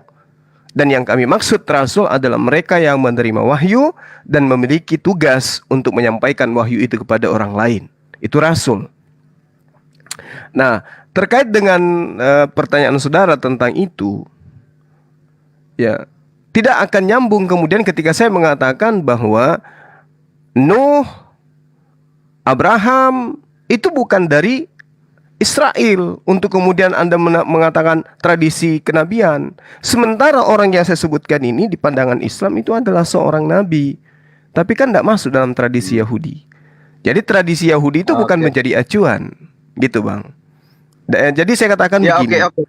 Sedikit. Ah, Sejauh ini oh ya, silakan. saya belum menemukan adanya indikasi Yesus itu sama seperti Musa. Sampai sekarang. Iya. Silakan. Oke, saya tanggapi sepotong terkait dengan tradisi kenabian ya Bang ya. Ini sekali lagi saya minta maaf, waktu pun memang terbatas untuk kita bahas secara menyeluruh. Tapi begini, saya janji kalau misalnya Bang Zuma live lagi atau gabung, boleh Bang, secara khusus kita bicara tentang tradisi kenabian ya Bang ya. Baru nanti Baik. apakah kemudian kita bisa melihat apakah Muhammad ini terkait dengan tradisi kenabian dalam konteks Yudaism atau tidak ya Bang ya. Baik. Mungkin next ya, karena ini sudah saya harus keluar dari mobil, sudah sampai, saya sudah ada dari tadi parkir di depan tempat untuk masuk dan mau belajar sedikit tentang firman Tuhan. Saya janji nanti kita bahas secara khusus Bang. Kita bahasnya tentang tradisi kenabian dalam baik. konteks Yudaism. Baik. Thank you Bang Zuma. Baik. Saya pikir boleh lanjut dengan Bang Zuma. Cuman yang menjadi poin saya di sini, sekali lagi misalnya yang tadi saya sampaikan Bang Zuma ya, bahwa misalnya kita bicara atau mau mengaitkan dengan gelar kenabian yang diberikan kepada Musa, itu kan sekali lagi tidak terlepas dari beberapa tradisi tadi disebutkan, tradisi pemilihan, tradisi perjanjian dan sebagainya. Nah itu harus terkait tuh, harus terkait. Kalau tidak terkait maka kesimpulan sementara saya misalnya Muhammad tidak terkait dalam konteks Yudaism, maka Muhammad memang tidak bagian daripada tradisi kenabian Yahudi. Tapi memang ini catatan saya dulu. Kita bicara tentang tradisi kenabian sebelum Israel menggunakan gelar kenabian itu dalam konteks Timur Tengah kuno, dalam konteks Babylon, dalam konteks Mesopotamia, orang-orang juga sudah mengenakan yang namanya kenabian itu. Tapi dengan definisi yang nanti saya sampaikan kalau next kita ketemu lagi ya. Udah, thank you Bang Zuma, thank you semua. Oke, teman, hati-hati, jaga diri. Oke, sip. Ya, saya juga mungkin pamit ya, saudara-saudara.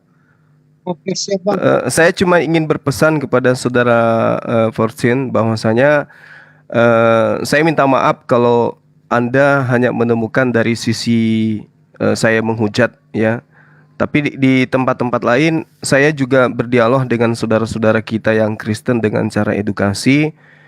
Artinya bahwasanya saya itu mengikuti warna. Ketika teman-teman itu menghujat, maka saya akan melakukan penekanan supaya hujatan itu tidak berlangsung lama, karena akan berdampak negatif terhadap dua agama, khususnya terhadap bangsa kita ini. Jadi mungkin saudara belum kenal saya lebih lama, sehingga mungkin yang ada di informasi di Anda bahwa Bang Zuma itu adalah penghujat, penista dan seterusnya. Buktinya pendeta besar semacam Pak MYM itu mau berdialog dengan saya dan kami berdialog dengan baik. Kalau misalnya ada penekanan, suara tinggi dan seterusnya, saya rasa itu adalah dampak psikologis ketika kita berdialog beda keyakinan. Saya rasa itu biasa. Tapi Anda boleh cari di mana saya pernah menista secara langsung, dalam arti kata menghujat Tuhan saudara, dalam arti kata monolog atau menghujat dengan sengaja, itu tidak pernah saya lakukan. Karena saya mencintai teman Kristen. Saya punya adik, saya punya kakak, itu saudara angkat dan sampai sekarang kami masih makan bersama. Jadi tidaklah mungkin kemudian saya itu tampil sebagai penista dan penghujat. Cuman memang banyak yang memframing Bang Zuma itu adalah penista dan penghujat. Percayalah teman-teman, saudara-saudara, bahwasanya keberadaan kita sebagai saudara dalam nuansa kerangka bernegara itu harus kita perbaiki bersama. Kalau misalnya toh saya terbukti menghujat, menista, ya bukankah di dalam agama Kristen itu ada ajaran kasih, memaafkan, dan kemudian memberikan ruang kepada orang untuk bertaubat. Begitu juga saya memandang teman-teman Kristen itu sama seperti umat Islam, bahwa ada di kalangan umat Islam juga yang gemar menista, menghujat dan apapun itu. Begitu juga di agama-agama yang lain, tapi itu oknum. Untuk itu saya minta kalau saya datang ke sini di tempat teman-teman ya, kalau saya menghujat langsung di-kick. Tapi kalau selama saya tidak menghujat, mari kita dialog dengan cara-cara yang baik. Dan saya salut kepada saudara semua, ya, adik-adik saya, mungkin saya yang paling tua di sini, dengan memberi ruang kepada saya untuk berdialog, menambah wawasan saya, dan kiranya itu bisa mempererat persaudaraan kita. Sudah 50 ya, Bro Zuma? Gimana? Bro Zuma sudah 50 ya? Saya sekarang 43. Ya, Nah, menuju ini ke 50 lah. Ini kan namanya asumsi. Saya aja udah mau 50 gitu. Tapi suara Jadi saudara saya begini, ini masih saya juga senang ya, kayak saya SMA. apresiasi ya. Maunya diskusi itu seperti ini, Zuma. Jangan dipotong-potong. Iya, betul. Ya, saya terus terang aja tidak suka dipotong-potong gitu. Saya Oke, senang oke. ketika diskusi itu mungkin memakai paspor silakan. Walaupun tidak pakai timer, kita itu menggunakan paspor silakan. Jadi ada Iya. attitude dan etika di situ gitu. Baik. Jadi nanti kalau saya datang, artinya saya itu datang untuk belajar juga kepada teman-teman, mencatat apa-apa yang Anda sampaikan yang masih baru bagi saya, dan itu saya jadikan referensi atau kisi-kisi dalam belajar. Saya kira begitu, saudara-saudara saya pamit ya. Terima kasih atas ruang dan waktunya. Insya Allah nanti saya akan kesini lagi. Kalaupun saya nanti kesini menggunakan akun Bang Zuma, ya dinaikkan aja. Kalau saya menyalahi aturan saudara-saudara, saya di-kick aja, nggak apa-apa. Begitu ya.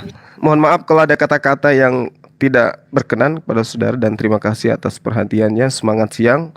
Assalamualaikum. Mampir lagi Oke, ya, terima kasih. Terima kasih Bang Zuma, Terima kasih, luar selamat biasa malam. hari ini. Makasih Saya deh, mengenal Bang makasih. Zuma, Siap. dan juga attitude Bang Zuma hari ini buat saya terbelalak, terkejut. Wah, luar biasa ya Bang Zuma. Makasih Mau belajar Adinda untuk yang dialog. baik hati, kacamatanya bagus sekali kulihat. Udah ya, saya pamit ya. Yuk, mari. Oke, thank Ya, you so makasih. much, Bang Assalamualaikum. Zuma. Selamat zuhur. Waalaikumsalam warahmatullahi wabarakatuh.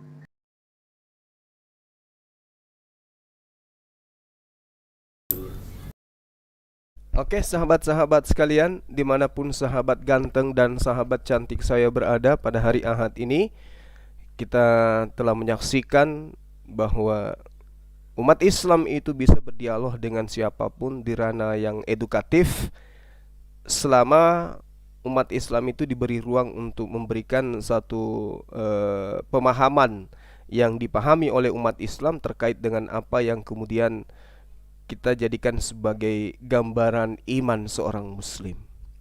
Jadi ya, kita mau kita mau dibawa ke ranah apapun, ketika dialognya itu baik, maka kita pun bisa berlaku baik. Umat Islam itu adalah kader-kader insan yang memiliki rahmat, ya. Jadi jangan dikira Bang Zuma itu adalah sosok yang menakutkan. Wah, jangan begitu. Ya, ini harus kita hapuskan ya di atas negara Republik Indonesia ini, bahwa Bang Zuma itu adalah orangnya sangar, Bang Zuma itu penghujat, Bang Zuma itu penista. Tidaklah kawan-kawan. Ya. Bang Zuma itu orangnya yang saya tahu ya, selama saya sama-sama ya, sejak saya kenal beliau, sejak kenal beliau, beliau itu orangnya sederhana kok. Dia mengikuti irama, tapi meskipun beliau itu keras, dia tahu, dia paham tentang batasan-batasan yang kemudian seperti apa dia harus berlaku, seperti apa dia harus berbuat. Ya, setahu saya selama ini saya dampingi beliau, Bang Zuma itu gak pernah mencerminkan satu karakter yang karakter yang beringas atau karakter yang sifatnya seperti orang yang membuat orang lain sakit hati. Tidak. Beliau itu lebih cenderung kepada pembinaan mental, dalam hal ini spiritual, dan juga pembentukan cara berpikir di dalam memahami dan menerima suatu objek pembicaraan. Itu yang saya tahu. Ya, beliau itu tidak pernah kemudian mendasari penyampaiannya itu dengan kebencian. Cuman Bang Zuma itu kalau agamanya yang dihina, Tuhannya yang dinista, kitabnya yang direndahkan. Nah, di situ Bang Suma biasanya akan melakukan metode-metode yang menjadi karakter beliau di dalam menjelaskan sebuah pemahaman terhadap inti Islam itu sendiri. Tapi kalau dikatakan orang baik dijahatin, orang yang santun dikasarin, itu nggak berlaku bagi Bang Suma. Itu yang saya tahu. Jadi kalau teman-teman mengatakan bahwasanya itu karakternya Bang Suma itu penista, penghujat seperti yang tadi ya kan, begitu Bang Suma datang, jangan naikkan Bang Suma, dia itu begini, dia itu, oh Anda belum tahu. Anda belum tahu. Anda kalau ketemu langsung dengan Bang Suma baru tahu, oh ternyata orangnya begini. Bang Suma itu ternyata ya tidak seperti apa yang kita lihat. Justru Bang Suma itu muncul kemudian untuk menyelamatkan jiwa-jiwa yang tersesat. Ya, dalam arti kata bahwasanya ayo mari kita jabarkan apa yang kemudian diajarkan oleh nabi-nabi terhadap kaumnya. Ya, kita jadikan itu sebagai sebuah pengajaran edukasi yang menerangkan dua agama. Kalau salah silakan jangan diterima. Tapi kalau benar ya direnungkan, kan gitu ya. Yang pasti kemudian adalah Islam adalah insan yang mengajak manusia itu untuk menyembah kepada penciptanya sendiri. Ya, Islam itu mengajarkan itu. Makanya perintahnya jangan kau berdebat dengan ahli kitab kecuali dengan cara-cara yang baik. Dengan cara yang baik pun kita bisa. Ya kan? Kenapa bisa? Karena tadi pada saat Bang Suma mau ke atas itu saya melihat mereka tidak menghujat Islam. Menghujat pribadi Bang Suma yes, tapi tidak menghujat agama. Sehingga Bang Suma itu kalau dihujat pribadinya enggak masalah, dia tidak berubah, dia punya karakter dalam penyampaian. Tapi kalau ketika kitab sucinya, agamanya itu spontan dari dalam. Tapi kalau pribadinya, Bang Suma hari ini saya lihat kamu semakin ganteng, semakin gagah, Bang Suma tidak akan marah. Karena itu pribadi, ya. Bang Suma semakin maco, Bang Suma semakin manis, demi Allah saya tidak akan marah, saya tidak akan tersinggung, dan saya ikhlas dikatain begitu. Saya ikhlas, tidak mungkin saya marah. Tapi ketika agama saya yang kemudian dihujat, ya Rasulullah Muhammad SAW itu dinistakan, wah disitulah biasanya Bang Suma itu ya akan melakukan penekanan yang pada prinsipnya itu adalah preventif terhadap terjadinya hal-hal yang kita tidak inginkan sebagai anak bangsa. Kan gitu ya. Malah pernah saya katakan bahwa kalau ada orang yang mengganggu non-muslim beribadah dan itu terjadi di depan saya tanpa asbab yang jelas, tanpa ada dasar hukum yang benar, maka saya akan